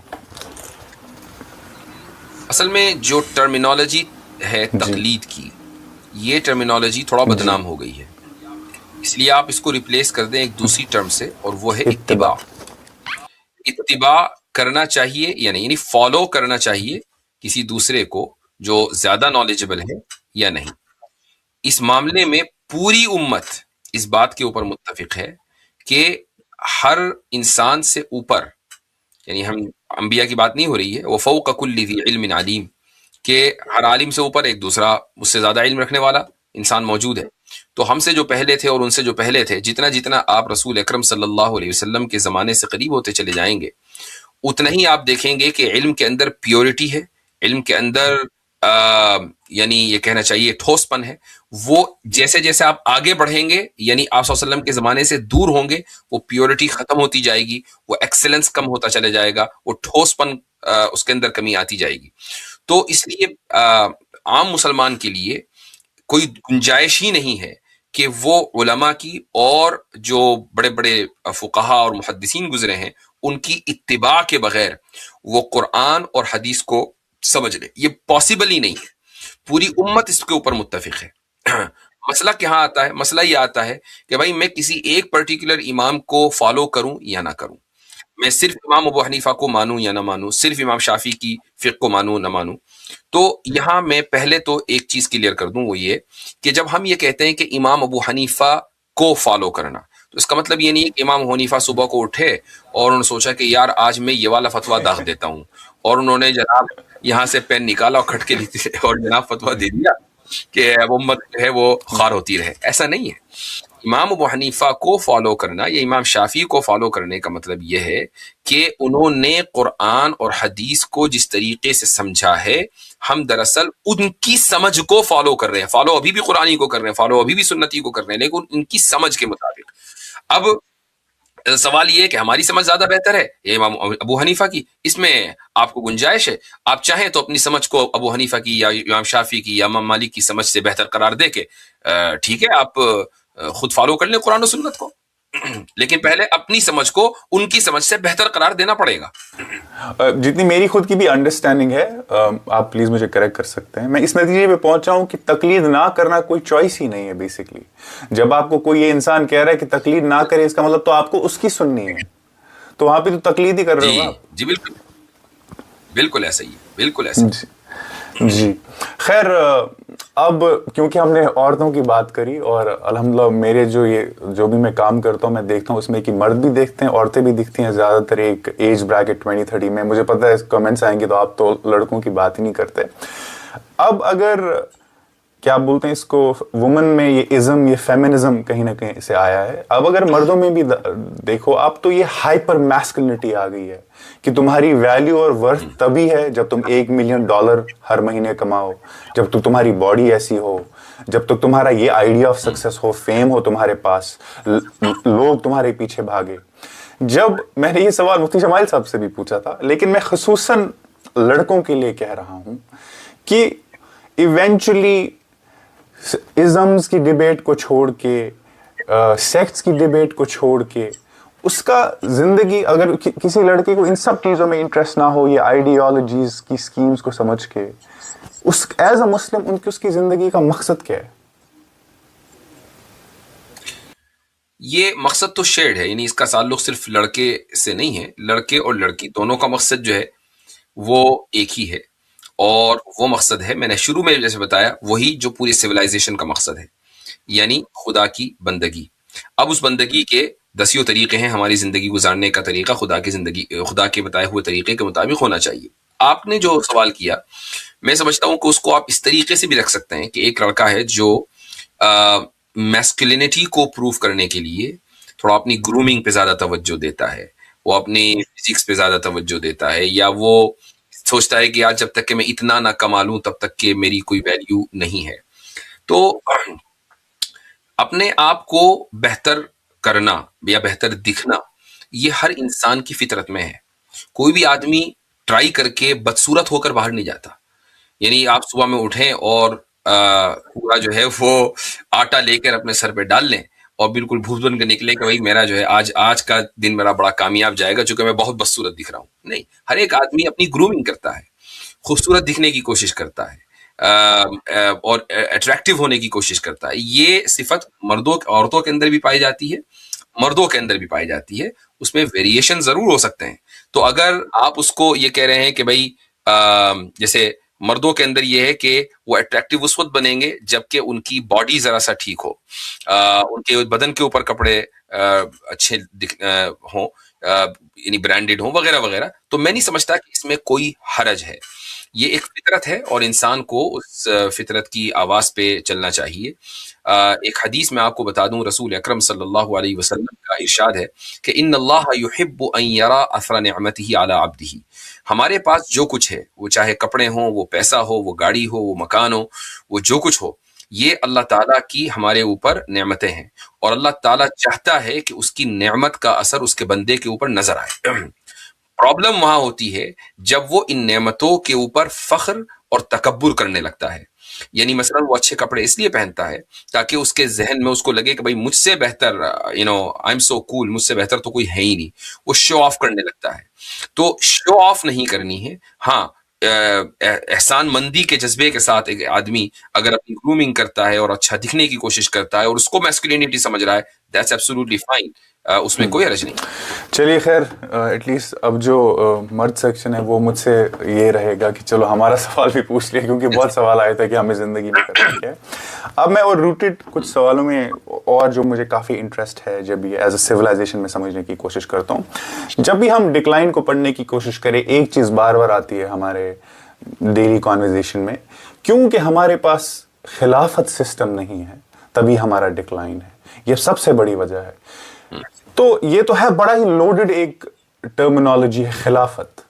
تو خلافت ہے کیا پہلے تو، کہ اگر میں اس کو بریفلی سمجھنے کی کوشش کروں، کیا یہ ریزن ہے ہمارے ڈکلائن اگر ہو رہا ہے اس کلچرل ڈکلائن اس کا کہ ہمارے پاس ایک خلافت نہیں ہے؟ میں ایک آپ کو ہائپوتھیٹیکل سینیریو دیتا ہوں. میں یہ نہیں کہہ رہا ہوں کہ میں خلافت کے خلاف ہوں، ہرگز نہیں. میں ایک ہائپوتھیٹیکل سینیریو دیتا ہوں. امیجن کریں کہ ہم ایک خلافت کے دور میں جی رہے ہیں اور ہمارے یہاں خلیفۃ المسلمین ہے، امیر المومنین ہے، لیکن وہ خلیفہ یہودی ایجنٹ ہے. ٹھیک ہے، اس نے کیا کیا؟ اس نے یہ کیا کہ پورا غزہ، پورا رام اللہ، پورا قدس یہودیوں کو دے دیا اور ایک اسرائیلی ریاست قائم کروا دی. تو کیا یہ خلیفہ بہتر ہے؟ کیا محض اس لیے ہم اس چیز کو یعنی تسلی کر کے بیٹھ جائیں کہ بھائی ماشاء اللہ چونکہ ہمارے پاس خلافت ہے تو کوئی مسئلہ ہی نہیں ہے؟ ایک خلیفہ بھی کمپرومائزڈ ہو سکتا ہے، گورنمنٹ کمپرومائزڈ ہو سکتی ہے. اس لیے میں اس چیز کے یا اس نظریے کے خلاف ہوں کہ بھائی تمام مسائل کا جو حل ہے وہ خلافت میں. بس جیسے خلافت قائم ہوئی ایک دم جنت آ گئی، یوٹوپیا قائم ہو گیا، بس اب سب چنگا سی. ایسا نہیں ہوتا ہے. دوسرے یہ کہ ہمارے جو مسائل ہیں وہ خلافت عثمانیہ کے سقوط سے شروع نہیں ہوئے ہیں. خلافت عثمانیہ کو سقوط کو 100 سال ہوئے ہیں. 1923 میں یا جو فرسٹ ورلڈ وار ہے 1919 کے بعد سے خلافت ختم ہو گئی تھی. تو کیا ہمارے مسائل بس 1919 سے شروع ہوئے ہیں؟ اس سے پہلے ہمارا کوئی مسئلہ ہی نہیں تھا. بھائی 1857 میں جب انگریز نے مسلمانوں کے اوپر مظالم کیے انڈیا میں، تو کیا خلیفۃ المسلمین ترکی میں موجود نہیں تھے؟ تو کیا ہوا پھر؟ اس کا کچھ بھی نہیں ہوا. تو اصل بات یہ ہے کہ مسلمانوں کے پاس اتفاق اور ان کے پاس قوت اور ان کے پاس ویژن اور اللہ کا خوف اور اللہ کے لیے جینے مرنے کا جذبہ ہونا چاہیے. اچھا، اب موجودہ دور میں اس وقت 50 سے زائد مسلمانوں کے ممالک ہیں. ٹھیک ہے، کوئی ایک خلیفہ نہیں ہے. لیکن خلافت قائم کرنے کا یہ طریقہ تو نہیں ہے کہ بھئی ایک صاحب اٹھیں اور سیریا میں اور وہ کہیں کہ بھئی آج سے میں خلیفہ اور سارے میرے ہاتھ پر بیعت کر لو. یہ طریقہ تو نہیں ہے. یہ 50 ممالک اگر مان لیجئے جمع ہو جائیں اور یہ کہیں کہ ہم اپنے میں 50 میں سے ہی کسی ایک کو لیڈر چنتے ہیں، یہ لیڈرشپ روٹیٹ کرے گی، 4 سال ایک کے پاس، پھر 4 سال ایک کے پاس، لیکن ہمارا جو کانسٹیٹیوشن ہے وہ قرآن اور سنت ہوگا. ٹھیک ہے، خلافت قائم ہو گئی. نہ کسی نیشن کو ڈیزالو کرنے کی ضرورت ہے، نہ بارڈرز ختم کرنے کی ضرورت ہے، نہ نام بدلنے کی ضرورت ہے، نہ کرنسیاں ختم کرنے کی ضرورت ہے، نہ جھنڈے بدلنے کی ضرورت ہے. ہو گئی خلافت قائم. آپ کی خارجہ پالیسی اور آپ کا جو ڈیفنس ہے وہ ایک ہونا چاہیے قرآن و سنت کی بنیاد پر. یہ خلافت ہے. تو میں یہ بالکل یہ یعنی کہنے میں کوئی حرج نہیں ہے کہ اگر اس طرح کی کوئی طاقت قائم ہو جاتی ہے تو مسلمانوں کے بہت سے مسائل کا حل ہے. لیکن تمام مسائل اس سے حل ہو جائیں گے یا تمام مسائل کی جڑ یہی ہے، یہ غلط ہے. پھر یہ بھی ذہن میں رکھنا چاہیے کہ یہ کانورسیشن آپ کہاں کر رہے ہیں. اگر یہ کانورسیشن آپ مسلم اقلیتی ممالک میں کر رہے ہیں، ان ممالک میں کہ جہاں مسلمان بطور اقلیت کے رہتے ہیں، تو اس سے اکثریت کو ہمیشہ یہ میسج جاتا ہے کہ بھائی یہ لوگ خلافت قائم کرنے کی یہاں پر کوشش کر رہے ہیں. حالانکہ وہاں پر خلافت قائم ہوگی ہی نہیں، چونکہ کبھی بھی کوئی حکومت، اسلامی حکومت جو ایک یعنی براڈر ایگریمنٹ ہے اس کے بغیر قائم نہیں ہوتی ہے. تو یہ کانورسیشن تو عالم اسلام میں ہونا چاہیے، اور عالم اسلام میں یہ کانورسیشن ہو نہیں رہا ہے. اگر ہو رہا ہے تو بند کمروں میں ہو رہا ہے، کلاس رومز میں شاید کہیں ہو رہا ہو، لیکن اس کے علاوہ یہ کانورسیشن کہیں نہیں ہو رہا ہے. کانورسیشن ہوتا ہے کہاں؟ یہ ہو رہا ہے جناب والا جامعہ میں، یا ہو رہا ہے علی گڑھ میں، یا ہو رہا ہے مثلا کسی اور امریکہ میں کسی دوسری جگہ. یہ میں نے ویسے ہی مثال دی ہے، یہاں چونکہ نوجوان ہیں، پڑھے لکھے نوجوان ہیں، اس لیے میں مثال دے رہا ہوں. تو یہ کوئی یہ نہیں ہے کہ میں نے پتہ بتا دیا کہ جاؤ بھائی ان کو پکڑ لو. جی یہ کانورسیشن ان جگہوں پر ہو رہا ہے اگر محض علم حاصل کرنے کے لیے ہے تو بہت اچھی بات ہے. ظاہر ہے کہ یہ ہماری تراث کا اور ہمارے اسلامی تعلیم کا حصہ ہے.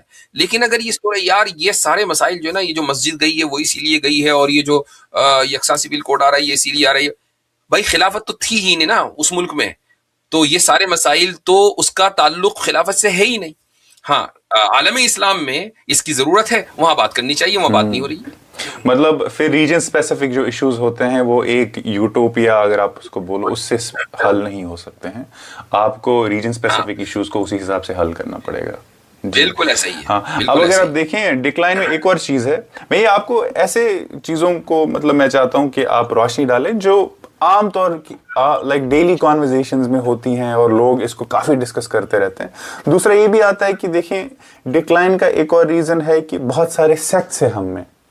خیر میں آپ کو اپنی انڈرسٹینڈنگ دوں کہ مجھے کبھی کبھی لگتا ہے کہ یار یہ بہت اوور ایگزیجریٹ کرتے ہیں ہم کہ سیکٹس ہیں تو اسی لیے پرابلم ہے. مجھے جب میں باقی ببلیکل ٹریڈیشنز کو دیکھتا ہوں یا ریگارڈلیس آف اینی انفارمیشن مطلب نالج کے سسٹم کو دیکھتا ہوں، ہر جگہ الگ الگ نظریے بنے ہیں اور اس سے زیادہ کوئی پرابلم نہیں ہوئی ہے. بٹ ڈو یو تھنک کہ جو ہمیں یہ سیکٹس ہے بیسکلی کوئی خود کو کچھ کہہ رہا ہے کوئی خود کو کچھ کہہ رہا ہے، وہ کوئی ایک اور بڑی وجہ ہے ہمارے ڈکلائن کی؟ اگر سیکٹیرینزم، ایسا نہیں ہے کہ میں سیکٹیرینزم کو پروموٹ کر رہا ہوں یا اس کو جسٹیفائی کر رہا ہوں، یہ چیز غلط ہے اور غلط کو غلط ہی کہا جائے گا، لیکن ہر چیز کو ادھر ہی لوٹا دینا یہ بھی غلط ہے. سیکٹس کوئی نئی چیز تو یا نیا فینومینا تو ہے نہیں. عالم اسلام میں جو سب سے پہلا سیکٹ آیا سامنے یہ خوارج کا، یہ صحابہ کرام رضی اللہ عنہم کے زمانے میں آ گئے تھے. اس کے بعد قدریہ کہ جنہوں نے تقدیر کا انکار کیا، یہ ایک سیکٹ یہ بھی صحابہ کے زمانے میں بن گیا تھا جو آگے چل کر معتزلہ بنا. اسی طریقے سے شیعہ، یہ 3 میجر سیکٹس ہیں جو بالکل شروع میں بن گئے تھے. پھر ان میں ہر ایک میں معتزلہ میں کوئی 10-20 سیکٹ رہے ہیں، سب سیکٹس. شیعوں کے اندر 10 سب سیکٹس ہیں. اسی طریقے سے خوارج کے ہاں کئی جماعتیں ہیں، اور آگے چل کر بہت سارے سیکٹس. لیکن ہمارا جو یعنی سویلائزیشنل ڈاؤن فال ہوا ہے وہ کوئی 1000 سال پہلے تو نہیں ہوا، یعنی یہ ابھی 200-300 سال 400 سال بہت سے بہت اس سے زیادہ، لیکن یہ سیکٹ تو بہت پہلے سے. تو اس سے یہ ثابت ہوا کہ سیکٹ بنیاد نہیں ہے. اصل بات یہی ہے کہ بنیاد یہ ہے کہ ہم نے یعنی جو بہت سے قدم اٹھانے چاہیے تھے، جن کی شروع میں بات آئی وہ قدم نہیں اٹھائے، اور جس کی وجہ سے ہم کمزور ہو گئے اور ہم نے سامنے والے کا تسلط اور اس کا غلبہ قبول کر لیا. بس یہ بنیاد ہے اصل. آج بھی اگر سیکٹ موجود ہیں تو ان کا تعلق تھیولوجی سے. مان لیجئے کیا کسی مسلمان نے اے پی جے عبد الکلام کا سیکٹ پوچھا ہے؟ کیا یہ کہا ہے کہ بھائی چونکہ وہ ویسی مثال کے بھائی چونکہ بھائی وہ تو غیر مقلد تھے میں تو ان کے میزائل کو مانتا ہی نہیں. اب مطلب اس کا اس سے کیا تعلق ہے؟ اس کا اس سے کوئی لینا دینا نہیں ہے. تو اصل بات یہ ہے کہ سیکٹیرینزم جو مسلمانوں میں ہے اس کا تھیولوجی سے لینا دینا ہے اور وہاں دنیا اس پہ دنیا پہ ترقی کر نہیں رہی ہے. تو پھر مطلب obviously زیادہ تر جو سیکس ہے وہ بیسکلی تھیولوجی پہ الگ الگ نظریے ہیں. جی یہ آپ نے بہت صحیح کہا. اب میں کیونکہ اب تو ہم کافی براڈ کانٹیکس میں ایک کانورزیشن کر رہے تھے, میں چاہتا ہوں کہ جہاں سے آپ کا تعلق ہے, اب میں اگر آپ کو انڈیا میں لاؤں, اب یہاں پہ الگ پولیٹیکل مسئلے ہیں, یہاں پہ سوشل مسئلے ہیں, یہاں پہ لیڈرشپ کا کرائسس ہے, اور مجھے لگتا ہے کہ ہمیشہ when there are crises in a society you look at the scholarly class, مطلب جس کو آپ سمجھے ایلیٹ کلاس کہتے ہو, کہ کیونکہ ان کی ذمہ داری تھی تو کیا وہ چوکے. میں جب بھی کسی بھی اسکالر سے میری کانورزیشن ہوتی ہے, میرا یہی ہمیشہ ہوتا ہے کہ سوال کہ آپ کو لگتا ہے کہ کہیں نہ کہیں جو ہمارا اسکالرلی کلاس تھا انڈیا کے تحت, وہ کہیں نہ کہیں 1947 سے کچھ چیزوں, کچھ انسٹیٹیوشن, کوہرنٹ انسٹیٹیوشن بنانے میں چوکا اور ان کو پریزرو کرنے میں بھی چوکا. 1947 کے بعد مسلمانوں کے سامنے مسئلہ انسٹیٹیوشنز قائم کرنے کا نہیں تھا, ان کے سامنے مسئلہ تھا اپنی بقا کا. چونکہ جو پڑھے لکھے تھے, جو پوری کریم تھی وہ تو چلی گئی, اب آپ باقی رہ گئے چند کھیتوں کے ساتھ, چند مسجدوں کے ساتھ اور چند مدرسوں کے ساتھ. کھانے کو نہیں ہے, جابز آپ کی ختم ہو گئی ہیں یا ختم کر دی گئی ہیں, زمینیں ہتھیا لی گئی ہیں, زمیندارہ نظام ختم ہو گیا. تو جو اس وقت مسئلہ تھا وہ یہ تھا کہ سروائیو کیسے کریں اس آئیڈینٹی کو باقی رکھتے ہوئے, کہ جس آئیڈینٹی کی وجہ سے یہ سارے مظالم ہو رہے ہیں. ایسے موقع پر جن علماء نے قیادت کا فریضہ انجام دیا, دراصل پوری امت ان کی احسان مند ہونی چاہیے کہ انہوں نے ایسے موقع پر قیادت کا فریضہ انجام دے کر کم سے کم مسلمانوں کو ڈھارس بندھائی اور ان کو ان کے ذریعے اللہ تعالیٰ نے ان کو جینے کا سلیقہ دیا. اب قوموں کی زندگی میں یہ بھی ذہن میں رہنا چاہیے, 10 سال 20 سال 50 سال یہ ایسا ہی ہے جیسے آدھا دن یا پون دن. تو اب یہ 70-80 سال کا ایک پیریڈ ہے, اس میں مسلمانوں کے سامنے پہلے تو یہ تھا کہ ہم سروائیو کیسے کریں, سروائیو کر گئے. اس کے بعد یہ تھا کہ بھائی ہم تعلیم کیسے حاصل کریں, تعلیم حاصل کر لی. ہمارے جو انسٹیٹیوشنز ہیں, علی گڑھ کو کیسے بچائیں, جامعہ کو کیسے بچائیں, فلاح کو کیسے بچائیں, تھوڑا بہت بچانے کی کوششیں چل رہی ہیں, وہ چلیں. اب ہم ایک تیسرے فیز میں آ گئے ہیں. وہ تیسرا فیز یہ ہے کہ ہمارے پاس تعلیمی یافتہ افراد ہیں, ہمارے پاس علماء ہیں, ہمارے پاس انٹلیکچوئلز ہیں, ہمارے پاس پوری کریم ہے, ایک آبادی ہے بڑی تعداد میں کہ جو پڑھنے کے لیے تیار ہے. آپ 40 سال پہلے تو پڑھنے کے لیے تیار نہیں تھا نا کوئی, آج پڑھنے کے لیے تیار ہے, لوگ ریڈی ہیں. اب ہمیں چاہیے ادارے. وہ ادارے بھی آپ خود انداز اپنے ارد گرد دیکھیں, گزشتہ 15 سالوں کے اندر مسلمانوں نے, ساؤتھ کی بات نہیں کر رہا ہوں میں, نارتھ انڈیا کی بات کر رہا ہوں, کتنی بڑی تعداد میں مسلمانوں نے ادارے قائم کیے ہیں, اسکولز قائم کیے ہیں, کالجز قائم کیے ہیں. جگہ جگہ اسکول آپ کو پہلے نظر نہیں آتے تھے, آج وہ اسکولز نظر آتے ہیں. کوالٹی اپ اینڈ ڈاؤن ہو سکتی ہے, لیکن یہ کیا ہے, یہ اس لیے کہ امت کا جو تعلیمی شعور ہے وہ بیدار ہو رہا ہے. مدرسوں کی لائن سے بھی دیکھ لیں, ایک بڑی تعداد مدرسوں کی ہے اور اسکولوں کی ایک بڑی تعداد ہے. تو تعلیم کے اوپر خوب فوکس ہے. یہ ایک تیسرا فیز ہے. جب آپ بنیادی تعلیم آپ کی مضبوط ہو جاتی ہے تو پھر چوتھا فیز آتا ہے کہ ہائر ایجوکیشن میں ہم انڈیپینڈنٹ ہونے چاہیے. ساؤتھ انڈیا میں مسلمان تیسرے فیز سے گزر کر چوتھے فیز میں داخل ہو چکا ہے. نارتھ انڈیا میں ہو سکتا ہے کہ اس کے سامنے کچھ پولیٹیکل پرابلمز ہوں, یا آج ہوں یا کل آئیں, لیکن بہرحال یہ تیسرے فیز میں ہے اور اس کو تیسرے فیز سے نکل کر چوتھے فیز میں جانا ہے. تو آئی تھنک جو ہماری یعنی مسلمانوں کی جو اوور آل پروگریس ہے تعلیمی, وہ بہت فینامینل ہے, بہت زبردست ہے, بہت پرومسنگ ہے. کچھ پریشانیاں یقیناً سامنے ہیں. تو وہ کون سا ملک ہے جہاں قوموں یا مسلمانوں کے اوپر پریشانیاں نہیں ہیں؟ اصل بات تو یہ ہے کہ آپ کن حالات سے نکل کر کہاں سے چل کر کہاں پہنچے ہیں, یہ اہم بات ہے۔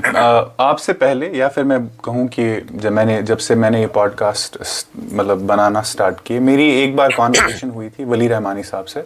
ان کا وہ کولکتہ سے تعلق رکھتے ہیں، وہ بھی ایجوکیشن فیلڈ میں کافی مدد کرنے کی کوشش کر. میں نے ان کو یہی سیم کوشچن پوچھا. انہوں نے کہا کہ دیکھیں، ایک تو ہماری انٹرنل پرابلمس ہے جیسے کہ آپ نے بولا. انہوں نے یہ بھی کہا کہ کہیں نہ کہیں ایک سسٹمیٹک آپریشن بھی رہا ہے، یعنی کہ سسٹم کچھ ایسا بنا ہے جو مسلمان کو کہیں نہ کہیں اوپر آنے ہی نہیں دے رہا. آپ اس چیز میں بلیو کرتے ہیں؟ میں انڈیا کی بات کر رہا ہوں. پاسبل ہے، بالکل پاسبل ہے. اور اس کے باوجود میں یہی تو کہہ رہا ہوں نا کہ ان تمام رکاوٹوں کو کراس کر کے، عبور کر کے مسلمان یہاں تک پہنچے ہیں. تو یہ ایک بہت ہی خوش آئند بات ہے کہ ان کے، یعنی آپ یہ دیکھیں کہ بھائی 50 میں سے 42 سیٹیں تو مسلمانوں کو مل رہی ہیں میڈیکل کالج میں. چل بھائی میڈیکل کالج ہی بند. تو یہ جو اب یہ ایک سسٹمیٹک جو ہے وہ سمجھ لیجئے کہ آپریشن ہے. لیکن یہ بھی تو دیکھیں نا کہ آج سے 20 سال پہلے 42 بچے میڈیکل کالج میں نہیں پہنچ پاتے تھے مسلمانوں کے، وہ پہنچے ہیں. یہ کتنی بڑی بات ہے. تو ٹھیک ہے، وہ اگلے نے کالج ہی بند کر دیا، دوسرا کالج بن جائے گا، لیکن 42 بچے پہنچے تو کوالیفائڈ تو ہوئے. تو اس کو دیکھنا چاہیے. ہمارا مسئلہ یہ ہے، میں اس سے ڈس ایگری کرتا ہوں. ہم ہمیشہ یہ رونا روتے رہتے ہیں کہ بھائی ہم پر تو بہت ظلم کیا جا رہا ہے، ہمارے تو سارے وسائل چھین لیے، ہم تو کر ہی نہیں پا رہے ہیں. ہم اس نفسیات کا شکار ہو جاتے ہیں جس نفسیات کا شکار ہمیں ہمارا سامنے والا دیکھنا چاہتا ہے. جب پوری قوم اس نفسیات کا شکار رہے گی تو وہ کبھی بھی آگے نہیں بڑھ پائے گی، چونکہ وہ اس انتظار میں بیٹھی ہے کہ اگلا ٹکڑا ڈالے گا تو میں ٹکڑا اٹھاؤں گا. ہم اگلے کو ٹکڑا ڈالنے کی مہلت ہی کیوں دیں؟ آپ را مٹیریل سے شروع کریں نا. خود ہی ہنڈرنس آئیں گی، آپ ایک کے بعد دوسرا ان رکاوٹوں کو دور کر کے آگے بڑھیں. ساری دنیا میں جہاں لوگوں نے ترقی کی ہے، صرف مسلمانوں کی بات نہیں کر رہا ہوں، جس قوم نے بھی ترقی کی ہے رکاوٹوں کو عبور کر کے ترقی کی ہے. ایسا نہیں ہے کہ ترقی پلیٹ میں سجا کر اس کو دی گئی ہو. خیر، یہ بھی آپ نے اوبویسلی قوموں کی ترقی اور فیزز میں ہوئی ہے. اگر آپ دیکھیں، جب ہم رینیسا کی بھی بات کرتے ہیں، ہمیں پھر 13 سینچری میں میڈیچی فیملی میں جانا پڑے گا. اس سے پہلے دانتے کا کام دیکھنا پڑے گا. تو کہیں نہ کہیں بھی اس کو بھی 700-800 سال لگے، اور اس سے پہلے 2000 سال تو یہ ڈارکنس میں تھا. تو اوبویسلی قوموں کی ہسٹری بھی 100 سال کی نہیں ہوتی، 1000 سالوں کی ہوتی ہے. اب اگر آپ دیکھیں بھی، اب کہیں نہ کہیں میں یہ دیکھ رہا ہوں کہ مسلم سوسائٹی میں، جس کا وہ کہہ رہے ہیں کہ وہ خود شکار ہے، وہ وکٹم ہے، کہیں نہ کہیں یا ان پہ آپریشن ہو رہا ہے. اب ایسے انسیڈنٹس ہم دیکھ رہے ہیں الگ الگ سوسائٹی میں، جہاں کہ ہم موب جسٹس ہم کافی زیادہ دیکھ رہے ہیں سوسائٹیز میں. جیسے فار ایگزامپل لیٹسٹ میں بھی ایک انسیڈنٹ ہوا تھا جہاں موب جسٹس کے تھرو ایک شک کی بنیاد پہ ایک لڑکے کو جلایا گیا تھا. تو یہ موب جسٹس کہاں سے آ رہا ہے؟ کیا یہ اسلام میں اس کی گنجائش ہے موب جسٹس کی، ریگارڈلیس اگر حالت ہے؟ بالکل، یہ موب جسٹس دراصل جسٹس نہیں ہے، اور یہ ظلم کی ایک بدترین شکل ہے کہ جہاں جس کے اوپر الزام لگا ہے اس کو نہ کوئی صفائی کا موقع دیا جاتا، نہ یا اس کے خلاف جو الزامات ہیں ان کو ویریفائی کیا جاتا، اور اس کو موت کے گھاٹ اتار دیا جاتا ہے. موب کی جو مینٹالٹی ہے وہ 5 سال کے بچے جیسی ہوتی ہے. اس کو سمجھ میں نہیں آتا کہ وہ کیا کر رہا ہے. ہاں، اس کو اس لیول تک جو لے جانے والے ہیں وہ سسٹم بھی ہوتا ہے، وہ لیڈرز ہوتے ہیں، وہ پولیٹیشنز ہوتے ہیں، جو نوجوانوں کے ذہن میں یہ ساری چیزیں ڈالتے ہیں، اور نوجوان کچھ خاص قسم کے لوگوں کو اپنا دشمن سمجھنے لگتے ہیں. میں یعنی اس چیز کو ہم دونوں کے لیے کلیئر کرنا بے انتہا ضروری ہوگا کہ جب ہم موب جسٹس کی بات کر رہے ہیں تو ہم کسی خاص ریجن کی بات نہیں کر رہے ہیں. یہ موب جسٹس کو ہم پاکستان میں بھی دیکھتے ہیں، ہم بنگلہ دیش میں بھی دیکھ رہے ہیں، اور اس سے پہلے انڈیا میں بھی ہم نے خوب دیکھا ہے. موب جسٹس کی جو ہسٹری ہے، اگر آپ پیچھے چلے جائیں تو امریکہ میں وائٹس نے جتنے کالوں کو موب جسٹس کی بنیاد پر قتل کیا ہے، اس کی ایک لمبی تاریخ ہے، باقاعدہ اس پہ کتابیں لکھی گئی ہیں. تو یہ کوئی ایسا فینومینا نہیں ہے کہ جو صرف ایک خاص قوم، ایک خاص جگہ پر پایا جاتا ہے. ہاں، ایک خاص جگہ پر بہت زیادہ پایا جاتا ہے، لیکن دوسری جگہوں پر بھی پایا جاتا ہے. تو یہ بحیثیت مسلمان کے ہمارے لیے یہ ضروری ہے کہ ہم اس چیز کا اعلان کریں کہ ایسے تمام مسلم نوجوانوں سے یہ امت بری ہے کہ جو ایسا کوئی بھی کام کریں کہ جس سے رسول اکرم صلی اللہ علیہ وسلم کے لائے ہوئے پیغام کے اوپر کوئی دوسرا حرف اٹھا سکے. یہ جو حرف اٹھ رہے ہیں یا اعتراض ہو رہے ہیں، اگر کوئی مسلمان یا مسلم نوجوانوں کا گروپ اس کا سبب بنتا ہے تو یہ امت اس سے بری ہے اور اس کا کوئی تعلق ایسے لوگوں سے نہیں ہے۔ جی بالکل، یہ میں چاہتا تھا آپ سے پوچھوں کہ کیونکہ مجھے جب میں نے بولا بھی تھا اپنے انسٹاگرام پہ، بہت سارے لوگوں نے ہم سے سوال پوچھا کہ ہم اس پہ ایک مفتی صاحب سے ایک آنسر چاہتے ہیں کہ ان کا کیا خیالات ہے اس پہ۔ خیر ابھی تو ہے تو میرے پاس بہت سوال، لیکن میں نہیں چاہتا کہ میں آپ کا بھی آپ کا بہت زیادہ وقت لوں۔ 2 سوال ہیں میرے مفتی صاحب جو اسپیشلی مجھ سے پوچھے گئے۔ ایک تو پہلا یہ سوال تھا ٹرپل طلاق پہ، کہ کیونکہ obviously اب ہوتی رہتی ہے اربن سینٹرز میں، روز یہ کانورزیشن ہوتی ہے کہ اگر اسلام اتنا خوبصورت ہے، ٹرپل طلاق اتنا آسان کیسے ہو گیا کہ لڑکی کے جو رائٹس ہے ٹرپل طلاق 3 بار طلاق بول کے ختم کر دیے گئے۔ کیا ٹرپل طلاق اتنا آسان ہے کہ میری اگر کوئی وائف ہے، میں نے کہہ دیا طلاق طلاق طلاق تو ہو گیا طلاق؟ اصل میں نکاح کو چونکہ بہت مشکل بنا دیا گیا تو اس لیے آسان طلاق ہضم نہیں ہوتی۔ اچھا ٹھیک ہے، نکاح چونکہ بہت مشکل ہے، اس کو نکاح ہونے میں ایک عام لڑکے کے 2 سال لگ جاتے ہیں، اور وہ کہتا ہے یار نکاح تو میں نے کیا 2 سال میں، طلاق 1 سیکنڈ میں، یہ کیا بات ہوئی؟ تو وہ طلاق کو نکاح کے برابر پیرالل کر کے سوچتا ہے۔ اصل بات یہ ہے کہ اسلام میں دونوں ہی بہت آسان ہے۔ نکاح میں آنے کے لیے بھی 2 بول قبول ہے، اور نکاح سے نکلنے کے لیے بھی 2 بول، وہ طلاق ہے۔ تو آنا اور جانا دونوں آسان ہیں، یہ اصل میں بنیادی کانسیپٹ ہے۔ اب رہی یہ بات کہ کیا واقعی طلاق بول کر طلاق ہو جاتی ہے، تو جی ہاں، رسول اکرم صلی اللہ علیہ وسلم کی یہ احادیث سے ثابت ہے کہ ایک انسان اگر طلاق اپنی بیوی کو بول دے تو وہ طلاق واقع ہو جائے گی، اس کے لیے لکھنا ضروری نہیں ہے۔ اچھا میں ایک چیز یہ پوچھتا ہوں کہ اس کا الٹرنیٹ کیا ہے؟ اب مثلاً جو لوگ اس چیز کے خلاف ہیں، کیا آپ ان سے کہیں گے چلو ٹھیک ہے بول کے نہیں لکھ کے دے سکتے ہیں؟ وہ کہیں گے نہیں لکھ کے بھی نہیں دے سکتے، چونکہ فوراً وہ بھائی واٹس ایپ کے اوپر طلاق لکھ کے بھیج دی تھی، بھائی وہ جو ٹیکسٹ میسج کر دیا تھا، تو وہ تو اس کے اوپر بھی اعتراض کرتے ہیں، تو نہ تو بولنا بچا نہ لکھنا بچا، اب کیا بچا؟ نہیں، وہ اصل میں آپ کو عدالت جانا چاہیے۔ تو جو جج بیٹھا ہے کہ جس کو اسلامی قانون کا کچھ نہیں پتا، آپ اس سے یہ فیصلہ کروائیں گے کہ میری بیوی کو طلاق ہونی چاہیے یا نہیں ہونی چاہیے۔ آپ ہندوؤں کے یہاں جو طلاق کا نظام ہے وہ سب کے سامنے ہے، ان کے یہاں بول کر طلاق نہیں ہوتی، ان کے یہاں قانون عدالت میں جانا پڑتا ہے، عدالتوں میں سال ہا سال لگ جاتے ہیں، جن عدالتوں کے پاس آلریڈی کروڑوں مقدمات ہیں اور ان کا فیصلہ نہیں کر پا رہی ہیں۔ 25 کروڑ مسلمانوں کے طلاق کے مسائل بھی ان کے اوپر لاد دیں تو 25 کروڑ مسلمانوں کے طلاق کے مسائل 1 کروڑ تو ہوں گے، تو وہ 1 کروڑ آپ مقدمات ان کے اوپر لاد دیں، تو جناب ایک آدمی 10 15 سال انتظار کرے گا کہ اس کی بیوی کو طلاق ہو یا وہ طلاق دے سکے، اور جب بیوی کو طلاق ہوگی تو اگر مان لیں 30 سال کی عمر میں طلاق کا پروسیس شروع ہوا تو 45 سال کی عمر میں تو طلاق پڑی، اب اگلی زندگی کیسے ہوگی؟ اگلی زندگی تو آپ بھول جائیں، چونکہ 45 سال کی عمر میں اس کی شادی کیسے ہو سکتی ہے؟ تو ہمیں یہ چیزیں مشکل اس لیے لگتی ہیں چونکہ ہم صرف ایک چھوٹا سا کمپوننٹ اٹھاتے ہیں اور ہم یہ دیکھتے ہیں اس کمپوننٹ کو ہم ایک ویسٹرن لبرل سوسائٹی میں فٹ کرنے کی کوشش کرتے ہیں، تو ہمیں وہ کمپوننٹ فٹ نظر نہیں آتا۔ لیکن اگر مان لیں پوری سوسائٹی اسلامی ہو تو پھر ہر کمپوننٹ اس کا خوبصورت ہے۔ میں اس کی ایک مثال دیتا ہوں، ہمارے یہاں اسلامی سوسائٹی کے اندر جلدی شادی ہوتی ہے۔ جلدی شادی کا مطلب بچپن کی شادی نہیں ہے، یعنی جب ایک لڑکا لڑکی نکاح کے لائق ہو گئے شادی ہو گئی، جلدی فیملی شروع ہوتی ہے۔ اب اگر مان لیں اچھا شادی سے پہلے یہ بھی ہے کہ شادی کے نکاح کے اور طلاق کے مسائل آنے چاہیے۔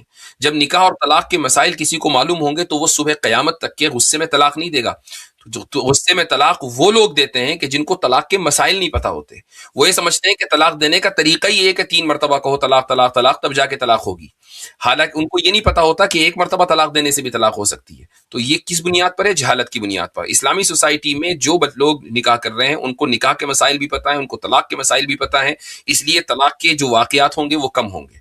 اگر مان لیجئے طلاق ہو گئی تو عدت کے فوراً بعد وہ بچی یا خاتون دوبارہ بہت آسانی کے ساتھ سیٹل ہو سکتی ہے، چونکہ ایسے اسلامی ماحول کے اندر تعدد ازواج یعنی پولیگمی بھی ہوگی۔ یا اور پولیگمی کا مطلب یا تعدد ازواج کا مطلب یہ نہیں ہے کہ ایک آدمی اگر 4 شادی کر رہا ہے تو چاروں کے چاروں ان خواتین سے کر رہا ہے جن کی شادی پہلے کبھی نہیں ہوئی.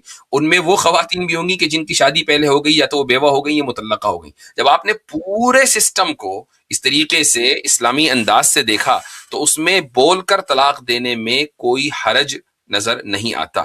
اس کے باوجود کیا طلاق کو انکریج کیا گیا ہے؟ ہرگز نہیں. رسول اکرم صلی اللہ علیہ وسلم کا ایک ارشاد ہے کہ ان ابغض الحلال عند اللہ الطلاق، کہ حلال چیزوں میں جو سب سے زیادہ ناپسندیدہ چیز اللہ کے نزدیک ہے وہ ہے طلاق ہے. تو جو ایکچول مسلم معاشرے ہیں، آپ سعودی عرب دیکھیں، یعنی یا مثلا افغانستان دیکھ لیں. افغانستان میں کتنی کیا ہے لٹریسی ریٹ، لیکن طلاق کا ریشیو بالکل بھی نہیں ہے. ایسا نہیں ہے کہ ہر طرف جو ہے طلاقیں واقع ہو رہی ہوں. یمن میں چلے جائیں یا موراکو چلے جائیں، موریتانیہ چلے جائیں، یہ ٹریڈیشنل اسلامی معاشرے ہیں کہ جہاں طلاق کا ریشیو بہت کم ہے. جہاں آپ جیسے ہی آپ لبرل معاشروں میں آئیں گے وہاں پر طلاق کا ریشیو بڑھ جائے گا. تو پرابلم کیا اسلام میں یا بول کر طلاق دینے میں ہے، یا لبرل سوسائٹی اور کنزرویٹو سوسائٹی کی وجہ سے طلاق کے معاملات بڑھ رہے ہیں؟ یہ دیکھنا ضروری ہے. لیکن کچھ انسیڈنٹس ایسے بھی ہوئے نا جہاں پہ ایک لڑکے نے بس غصے میں، کیونکہ کیا لڑکے کے پاس کوئی جسٹیفائڈ ریزن ہونا چاہیے طلاق کا، یا پھر وہ اپنی من مرضی سے کبھی بھی بول سکتا ہے؟ دیکھیں، اس میں یہ دیکھنا چاہیے کہ ایک لڑکے نے مان لیجیے غصے میں طلاق دے دی، اس میں نقصان کس کا ہوا ہے؟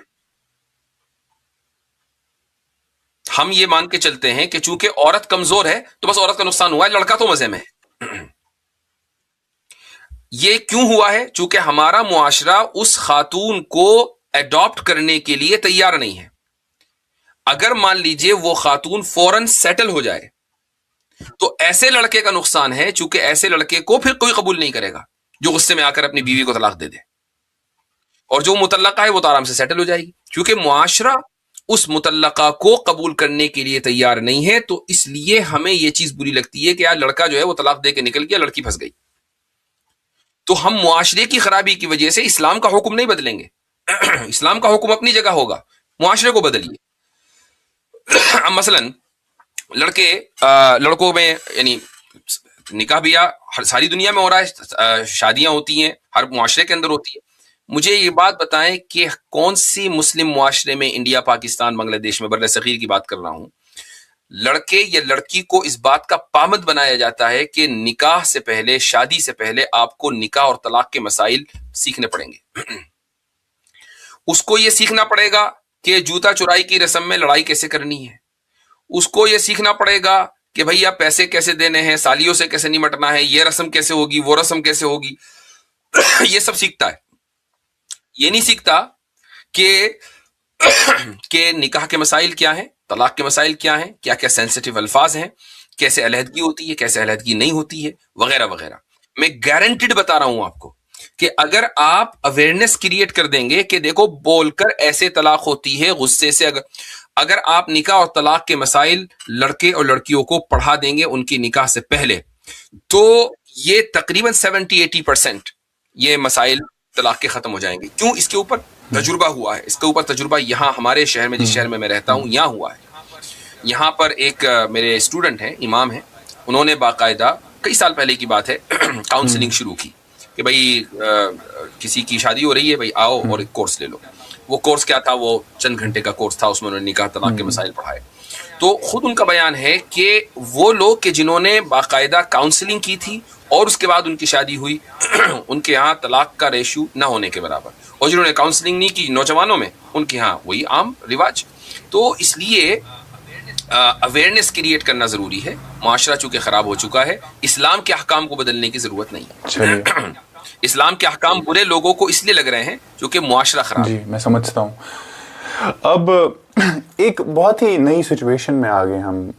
مطلب اگر میں آپ کو انڈین مسلم کا کانٹیکسٹ دوں، میرے پاس بہت ٹیکسٹ آئے اور لڑکیوں سے آئے جو مسلم خواتین تھی. ان کے یہ ٹیکسٹ تھے کہ وہ بیسیکلی کیونکہ ہم ایک سیکولر سوسائٹی میں رہتے ہیں تو وہ ریلیشن شپ میں آ گئی تھی ایک نان مسلم لڑکے کے ساتھ. تو انہوں نے وہ آریہ سماج کے تحت ان سے شادی کر لی تھی اور شاید انہوں نے اپنا وہ دستخط کر لیا تھا دھرم پریورتن کا. لیکن ان کا کہنا ہے کہ ہم دل سے یہ تو ہم نے شادی کرنے کے لیے کی، لیکن ہم شادی کے بعد بھی نماز پڑھتے تھے. تو اب بہت ساری کیسز میں کیا ہو گیا ہے کہ اب ان کا ڈیورس ہو گیا اس لڑکے کے ساتھ، تو اب وہ واپس پریکٹس کر رہی ہیں اسلام کو. تو کیا ان کو کوئی سرٹیفکیٹ چاہیے اس کے لیے، یا پھر وہ بس شہادت پڑھ، یا پھر مطلب بس شہادت پڑھ لیا اور آپ واپس پریکٹس کریں اسلام کو؟ نہیں، مطلب یہ سرٹیفکیشن تو خود ان کے اپنے پروٹیکشن کے لیے ہوتا ہے. مان لیجئے اگر انہوں نے جب وہ آریہ سماج کے مندر میں جا کر نکاح کیا اور انہوں نے دستخط کیے، تو کیا ان کا نام بدلا گیا؟ کیا ان کے ڈاکیومنٹس بدلے گئے؟ پاسپورٹ وغیرہ پر نام بدلا گیا؟ اگر ایسا ہے تو پھر ظاہر ہے کہ کچھ ڈاکیومنٹس وغیرہ ری اپلائی کر کے وہ واپس اپنے پاسپورٹ کو صحیح کرائیں، اپنے ڈاکیومنٹس کو صحیح کرائیں. جو کل کو وہ عمرے پہ جانا چاہیں، حج پہ جانا چاہیں، تو ان کے پاس ڈاکیومنٹس پورے ہونے چاہیے. لیکن اگر ایسا کچھ نہیں ہے، انہوں نے کلمہ پڑھ لیا، توبہ کر لی اپنی سابقہ زندگی سے، اور وہ اب آگے بڑھنا چاہتی ہیں، اللہ کی بتائے ہوئے راستے پر چلنا چاہتی ہیں، تو اس میں یہ تو بہت خوشائند بات ہے. اللہ تعالیٰ نے ان کو یہ راستہ دکھایا. چلیے، ماشاءاللہ بہت بہت اچھا لگا مجھے آپ سے بات کر کے. میرے لیے بھی کافی زیادہ پرسنلی کافی انلائٹننگ تھا. بٹ ہاں، امید ہے کہ انشاءاللہ فیوچر میں جب آپ کے پاس ہو، مجھے پتہ ہے کہ آپ کی طبیعت بھی ناساز تھی، اسٹل آپ نے اپنا وقت دیا، اور میں کوشش کروں گا کہ فیوچر میں بھی میں آپ کے ساتھ جب بھی آپ کے پاس وقت ہو اور چیزوں کے بارے میں ڈسکشن کر پائے. چلیے مفتی صاحب، خیال رکھیں. وعلیکم السلام ورحمۃ اللہ وبرکاتہ.